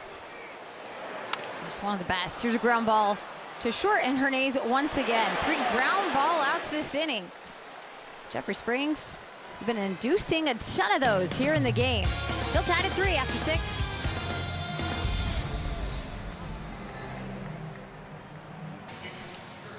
Tied at 3 here after 6. Jeffrey Springs and his manager Mark Kotze having a conversation, but you don't see any handshakes yet. That's a good sign, Dallas. Very good sign. There's some bullpen activity as Jack Perkins has started to warm. Nick Kurtz up here in the top of the 7th. Yeah, and that's kind of what we're always looking for, right? Is that handshake, that hug, that high five, whatever it may be. I think what we've learned about Jeffrey Springs is he'd probably be up on the rail at this point, talking to somebody if his night was done. I think you can tell left-hander still very much locked in. Just 2 hits. They just happened to be home runs. That's it. I mean, it's, the free pass to Tatis to start the ball game that made it a 2-run homer off the bat of Machado. 2 to Kurtz. And now a 1-2 count from Adrian Morejon, who remains in the game to go left on left here. Had a couple pitches at 100 miles an hour to get the 2 strikes on Kurtz. Well, it is tough sledding against this southpaw. And a swing and a miss. Goes back to the heater, 1 out. If you're not early, you're missing out, folks. We're introducing our new pregame perks package. That happens on Tuesday, May 26th. Remember, random fans can win surprise giveaways and exclusive experiences. We've got batting practice access, seat upgrades, autographed items, and a whole lot more for you. The earlier you arrive, the better your chances are. And remember, the early fans, they win big. Make sure you're one of them at athletics.com/tickets. We'll see you at the ballpark early. Unmute, Churro. You, Michelada. Yeah, I was going to say. 2, please. I'll take the liquid dessert. Saw a lot of green and gold walking around San Diego today in the Gas Lamp District. Great place to come take in a ball game, and you only get to come here every other year with interleague play. Well, I got to ask you, are you tahine? No tahine. Oh, I'll take the tahine, yeah. Salt's also good. Oh, yeah. I don't know. That guy in the back, that churro might not be in a safe place. Chopped to short, and Machado played on the run over to first. 2 gone. Excuse me, Bogarts. Bogarts has had to deal with a lot of speed on the base path, and I think the league is starting to take notice on the A's catcher being a little more fast-footed up the line. Well, it's about time. He's been around for a few years, and I think if you want to continue to sleep on Langoliers, so be it. I mean, I don't have a problem with it. There's been Rooker 0 for 3. An 0-1 count. ABS challenge. Yeah, I think Rook, understanding what kind of movement Morejon has on that sinker, says, I think that was a little low out of the hand, and indeed it was. Overturned. Athletics have 2 challenges. So first challenge of the night favoring the Athletics. 1-0 count for Rooker. No ABS challenge yesterday from the green and gold. Just the 4th game this year. They haven't utilized it. They've been very successful at it. Hitting side, 58% total between fielding and hitting.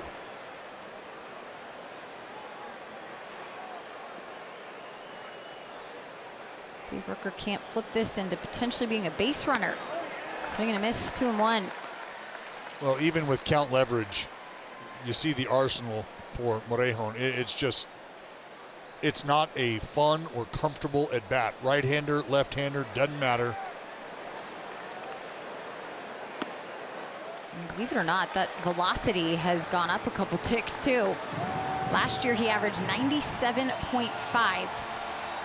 Well, this year 99.3. Yeah, and it's the 99th percentile in terms of velocity. Not only that, but he gets to expand just like that. I mean, look, when you are in the 90th percentile with fastball velocity, The fact that they're just not barreling you up. The whiff rate. I mean, there's just so many things. And I think one of the favorite combinations is not only the swing and miss, but the ground ball percentage as well, also in the 99th percentile. Because when it is in play, it's on the ground. It's a great combination to have when you're a high leverage reliever. And he gets Rooker with a changeup. 3 up, 3 down here in the 7th. We'll stretch in San Diego. Mounted at 3.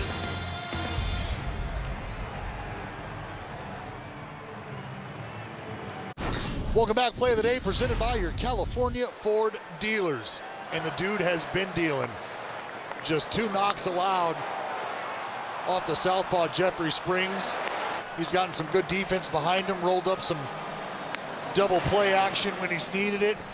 Just a great job overall tonight for Jeffrey Springs, as he will continue to work. It'll be Bogaerts, Laureano, and Castellanos. Left-hander has had that changeup on point. Shea Langoliers Catcher's gonna have him take a look here. I mean, this was borderline, Jenny, borderline.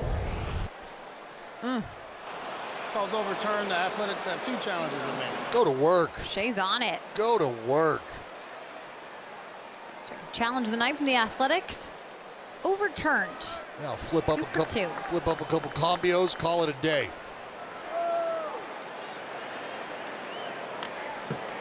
0-2. Well, fastball up top.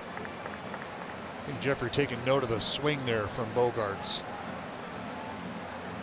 And I think it's just mulling over whether or not he wants to try to throw another fastball in and off to set up the changeup or go straight to the changeup. Yeah, and I think I got a pretty good idea exactly what Springs is thinking. Maybe if I am able to execute that fastball in off, I might get a swing. I might be able to tie him up. And now this changeup he was going to throw, it's got to be just a bit better than that last one. Out to center field, and this will be routine for Bolte. 1 gone. You know, that's why I absolutely love watching this man go about his business, is because it's, I think from my perspective, understanding what type of game he has, a game that was very similar to mine, you can just see his thought process unfolding in real time. You saw the head tilt on that foul ball from Bogaerts, knew he was on the fastball, and I think that's why the changeup was as far out as it was once he got to 0-2. It's because he's telling himself, all right, I don't want to make this even close because I think he might be looking for it, but I still have the confidence in it. And then he goes back and throws an even better changeup, a competitive changeup, and he gets the weak contact. Swing and miss, 1-1. Laureano's career numbers have been updated tonight against Jeffrey Springs. He's now just 1 for 15 with 6 strikeouts.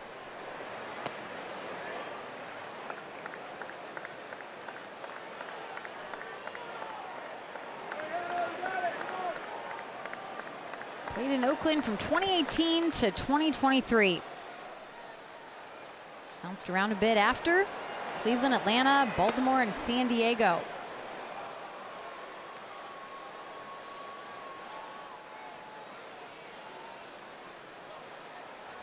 Well, now Jason Adam is starting to crank for the Padres.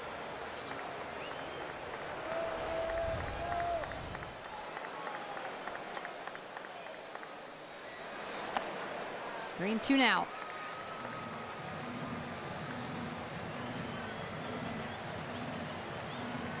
Springs has allowed 2 hits, both homers, 1 a solo shot to Nick Castellanos, and that's how the game got tied up at 3. That was back in the 5th. Here's the pitch. High fly ball deep to left, going back and gone. Laureano has changed the score. It's now 4-3 with the 3rd Padre home run here tonight.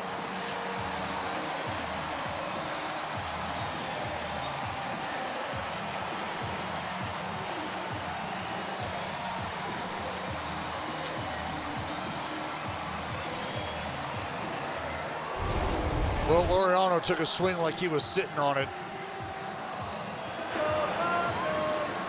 This pitch down and in, and Laureano, a guy who is short and quick to the baseball, packs a lot of punch as well. Able to hammer this one out of the yard. You can see the disappointment on the face of Jeffrey Springs. Sometimes it's just one pitch you make between the difference in a good outing and an outing that'll frustrate you. We'll be back. It'll be Jack Perkins on here in the 7th with 1 out.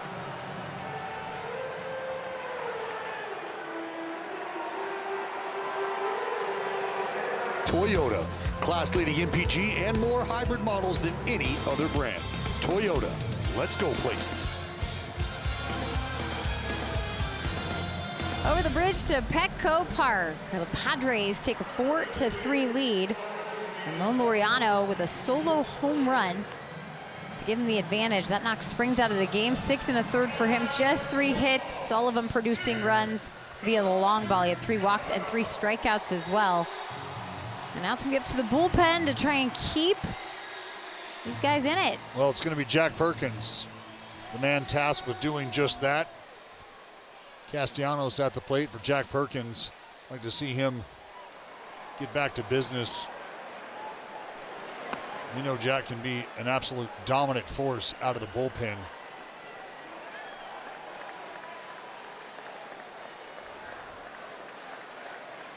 Jack appeared a couple days ago in Los Angeles. A 2-inning appearance with a hold. Ground ball to Geloff. A long throw, 1 gone. Or excuse me, 2 gone. First out for Perkins. Now just needs 1 more to get the bats back and going in the 8th. Well, look, you don't want to do it, but I think it's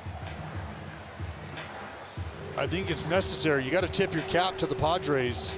We talked about the lack of power, the lack of production against left-handed pitching, and the fact that coming into tonight just 2 homers, they're able to park 3 against Jeffrey Springs. That's where all the offense came from. You highlighted it. I mean, it was, again, the walk to Tatis Jr., who made the first homer of the night off the bat of Machado, worth 2. But after that, a couple solo shots. Bunt attempt, foul back. 0-2 for Johnson. 2, that's a disappointment, Dallas. I can feel like we're just talking about, you know, Springs being a similar type of pitcher as you are. We see, of course, sold from Mason Miller in the bullpen. Now with the Padres lead, they'll start to navigate what a 9th inning might look like. But I think for you, you look at a guy that's up there, his arsenal's working.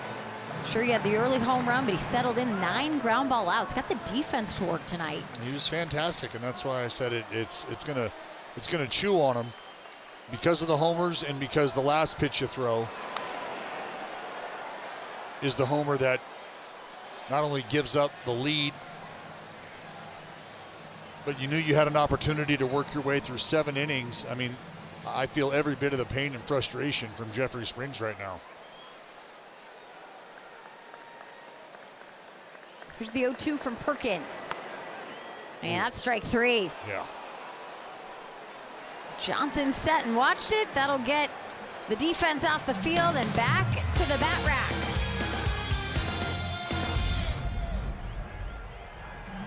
Performance is brought to you by Xfinity, and it was the power off the bat of the San Diego Padres that has powered them to a 1-run lead, and it was the long ball.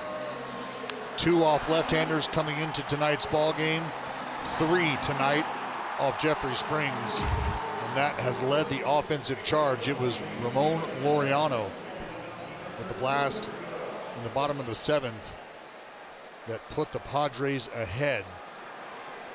And that now gives Craig Stammen the chance to go to Jason Adam, who has been an absolute silencer out of the bullpen. And the key for Adam, and I think the Padres right now, is the fact that you're starting out against a lefty. You'll see a couple righties, and he has dominated both sides of the platoon. Jenny, both sides hitting under 200.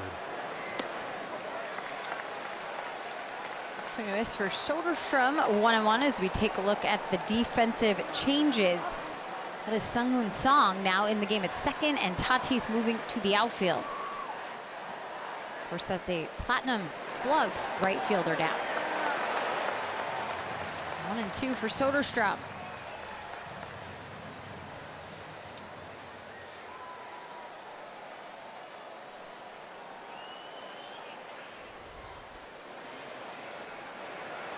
you think about the combination of a Morejon and Adam at the back of this bullpen and what they've been able to do. I mean, go back to last year. You're talking about Morejon, who led Major League Baseball with 13 decisions, 13 wins, I should say, coming in relief. Soderstrom with a hard liner out to left center field, and he's going to get on base. He's going for second. Here's the throw, and the tag, he's out. Soderstrom tried to push it, and instead of a hit, it turns into the first out of the inning. Well, you'll see Sodi punches this up into the gap. Johnson doing a nice job of getting over there and getting the ball in quickly, quick enough actually, that Sung Moon Song able to put a tag down. Now watch Soderstrom coming around first base. I think just a split second where he held up and was just a hair indecisive in whether or not he wanted to get to second base, and that half step may have cost him. Either way, it was a great job by Johnson to get that ball in quickly the way he did. A single, and then the put out 8-4. One gone with Geloff. As we take a look at another slide, oh, right on the face. Yeah, hard tag, but I mean, Song's got to get that glove down quickly. Ground ball to short. Bogart's all over it as he moves to his left. 2 gone.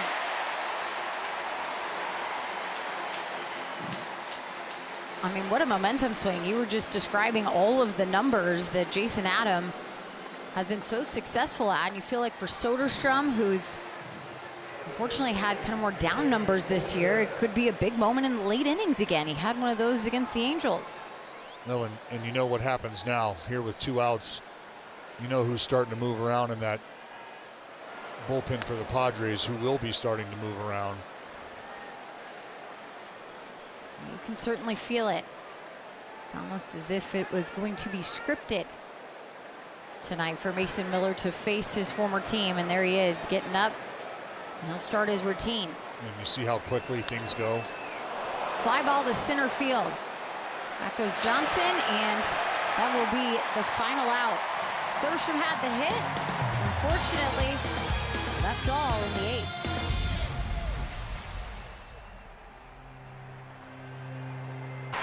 This game summary is brought to you by Toyota. The ace struck first. It was a couple hits, a couple runs in that first inning, and the Padres had an answer, and all their answers tonight have been via home runs. Machado, Castellanos, Laureano. That got them to 4. They took the lead in the 7th. Jeffrey Springs went 6 1/3 with those 3 hits, the 4 earned runs. Walker Buehler on the other side, 5 innings, 5 hits, 3 earned runs. And now the bullpens battling back and forth. Electric crowd here tonight. A liner into left for Duran, who has reached base every time he's been up.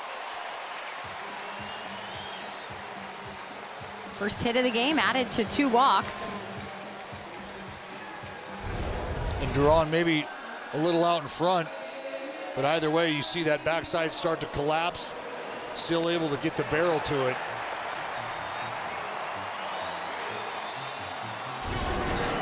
He's had quite a couple of weeks. That's just his 2nd major league hit. The first one was a home run. Right at the ballpark at T-Mobile Park in Seattle. Into right field for Tatis. An opposite field hit, 1st and 2nd now. Traffic against Perkins.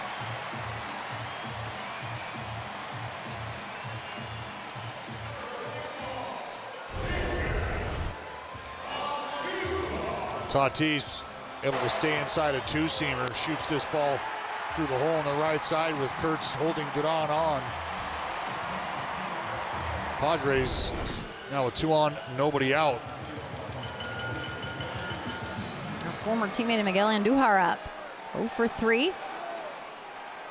Popped up and he's hit the ball on the ground twice.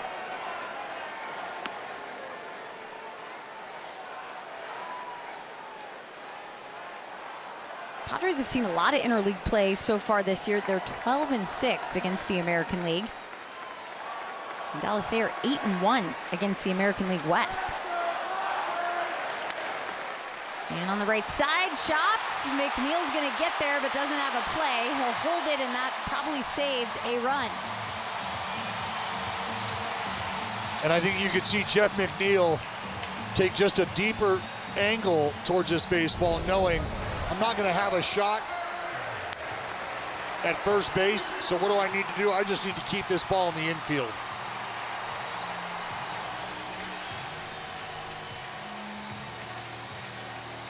A good effort by the second baseman to do just that. Now the Padres here, first 3 hitters of the inning have reached base, in a spot to break this game open late. Gavin sheets up with nobody out and 3 on. He took his time out to start the AB, and he takes a pitch 1-0. Seen Perkins in this situation before. He's been able to escape.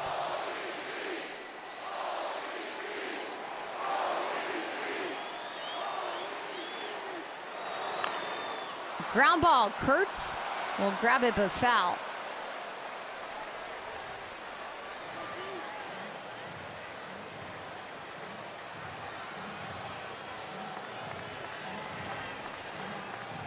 There's the numbers for Sheets with bases loaded.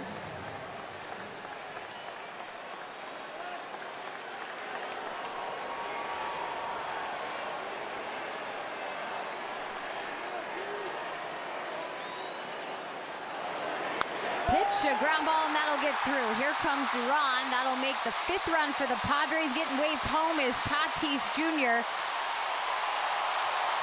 And now San Diego's up by 3.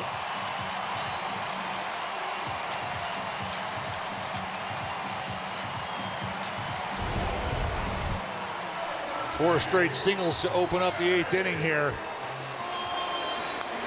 Took a changeup up out over the heart of the plate. Maybe even started to expand out of the zone a bit, but up enough that Sheets able to shoot that ball through the left. And the Padres have just kept that line moving. Meeting on the mound brought to you by the injury attorneys of Ashton and Price. Runners on the corners, nobody out.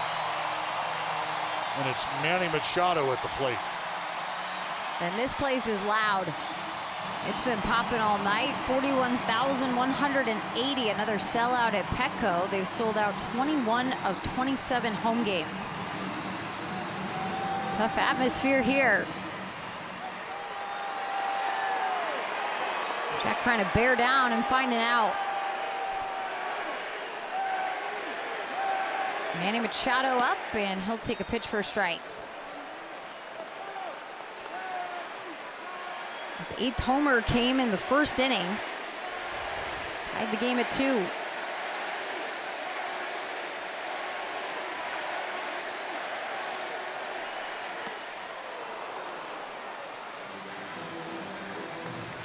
He's got action in their bullpen, Jose Suarez.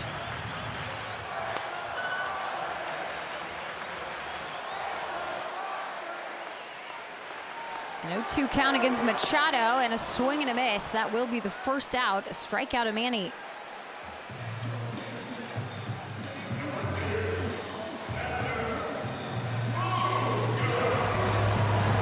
Estrada's up now to join Mason Miller. Well, in the event the Padres are able to push another run across, Mason Miller will probably take a seat in a non-safe situation.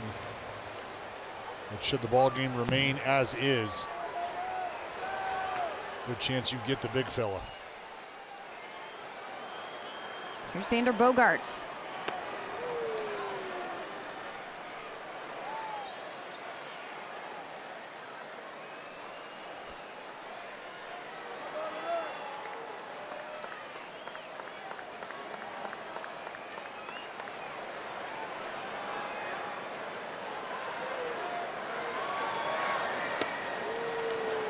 Called strike, 1-1.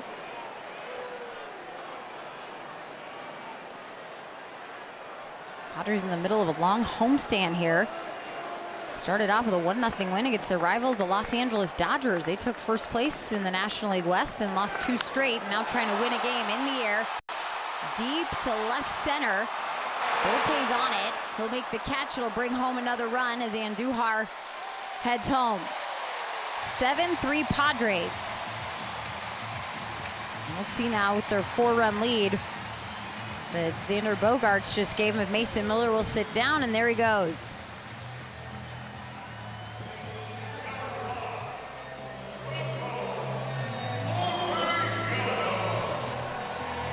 Well, not quite the reason we didn't want to see Mason Miller.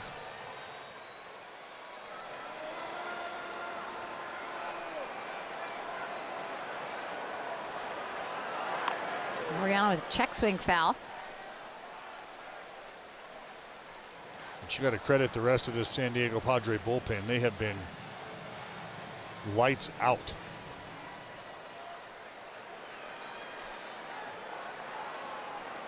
Pitching and defense, right? It'll win you a lot of ball games. They do. The Padres are sitting at 29 and 20, and that's going to hit Laureano. First and second now with 2 outs. Arcatse is going to come out and get his pitcher. He's faced 7 batters here in the inning. 3 have scored. And with 2 on,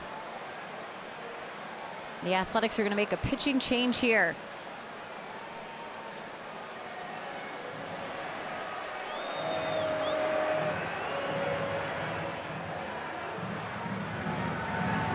Presented by authority of the Athletics and may not be reproduced or retransmitted in any form, and the accounts and descriptions of this game may not be disseminated without the express written consent of the Athletics.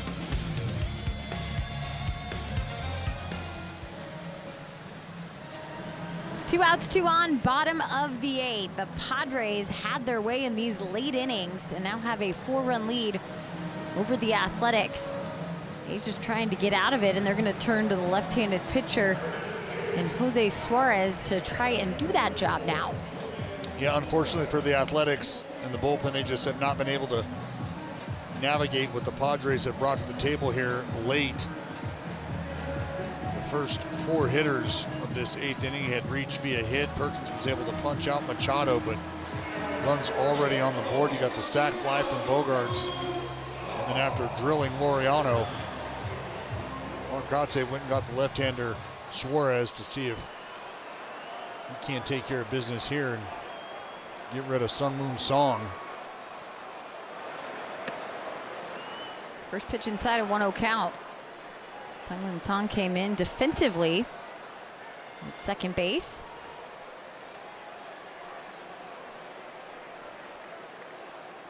Jose Suarez back on the mound here at Petco Park for the first time since last March. That was a couple teams ago for Suarez.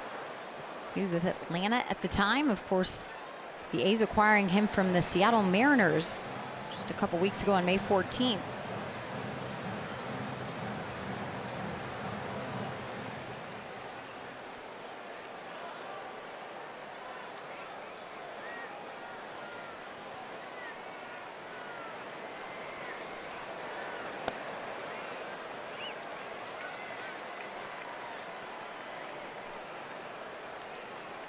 Dallas, this game had all the makings of the Athletics riding that 3-game win streak, the momentum coming from Anaheim. They scored early, got the 2 runs up in the first.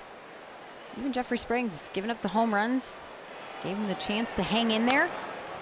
Popped up on the right side. And Kurtz with the catch. That'll get out of the inning, but 3 scored. And just 3 outs left to get some offense going.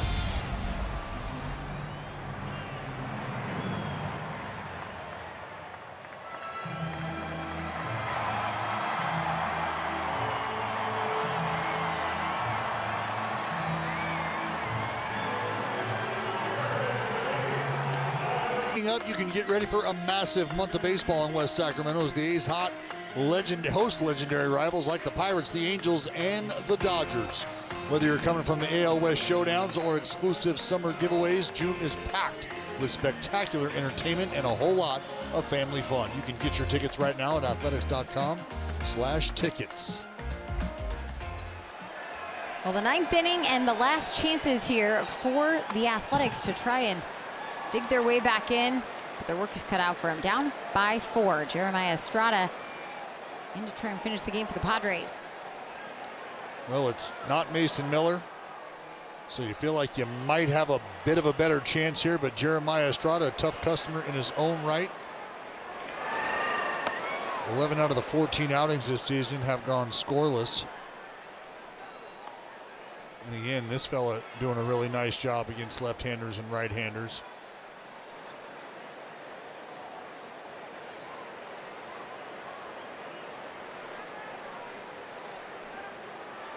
McNeil with a multi-hit game, 2 for 3, a couple of singles. There's a splitter from Estrada. Yeah, lefties hitting just 167, but we've seen Jeff McNeil put some pretty good swings together here as of late. It'll be Lawrence Butler with a bat in his hand out on deck.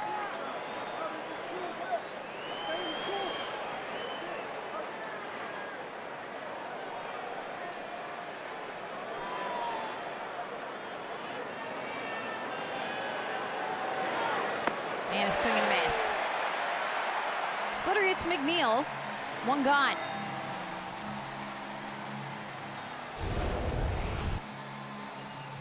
Well, that's how nasty this split is. We have seen some great at-bats from Jeff McNeil. Just tied him into a pretzel. And as you mentioned, it'll be Lawrence Butler pinch hitting here in the 9-hole for Hernandez. Put another lefty bat up against Estrada.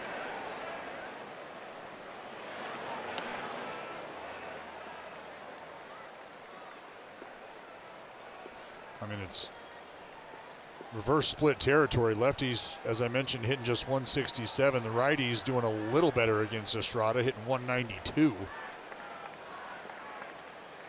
But it's that fastball splitter combination that carries the load for Estrada.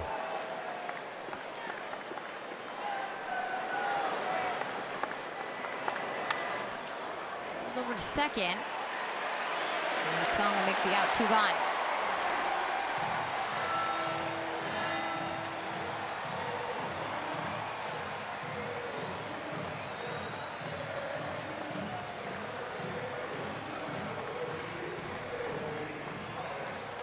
Remember a couple years ago when Estrada became so dominant.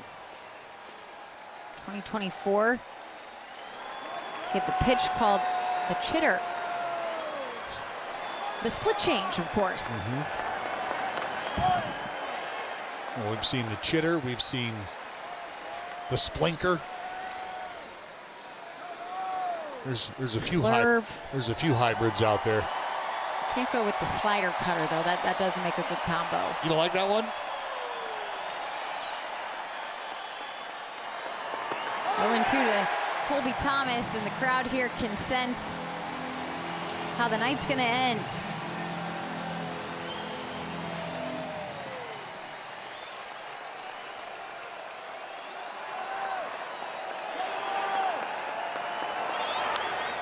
Lifted in the air to center field. And Bryce Johnson will glove it for the final out here in the 9th. A 7-3 victory for the San Diego Padres. It snaps the win streak for the Athletics, and the Padres get to 30 wins on the season. They improved to 13-6 in interleague play. They're 9-1 against the American League West. And back to work tomorrow. Still 2 games here to try and win a series for the Athletics. We've seen a lot of fight in them out on the road, and you expect it tomorrow with JT Ginn coming out. Well, and credit where credit is due tonight, and that is due to the San Diego Padres and the way they handled the left-hander Jeffrey Springs. Just 3 hits against the southpaw, but they made him count. It was 3 long balls, 2 of the solo variety. The 2-run homer by Machado in the first inning is what evened the score up. But after that, it was the bullpen for the San Diego Padres who came in and shut the door. Just an outstanding performance between Rodriguez, Morejon, Adam, and then Estrada to shut it down in the 9th inning. So you tip your cap to a Padres offense who had struggled against lefties, had struggled to show some power, and they do a little of both tonight. Yeah, Jeffrey Springs takes the loss, Morejon with the win, and tomorrow a JT Ginn day. We know what he did last time. He was out on the mound, took a no-hitter into the 9th. Unfortunately, ended up on the losing side of things. He'll be facing the new Padre in Lucas Giolito. We look forward to that game. We look forward to having you back and join us here in San Diego tomorrow night at 6 o'clock. A's Cast on NBC Sports, presented by Toyota, starts now.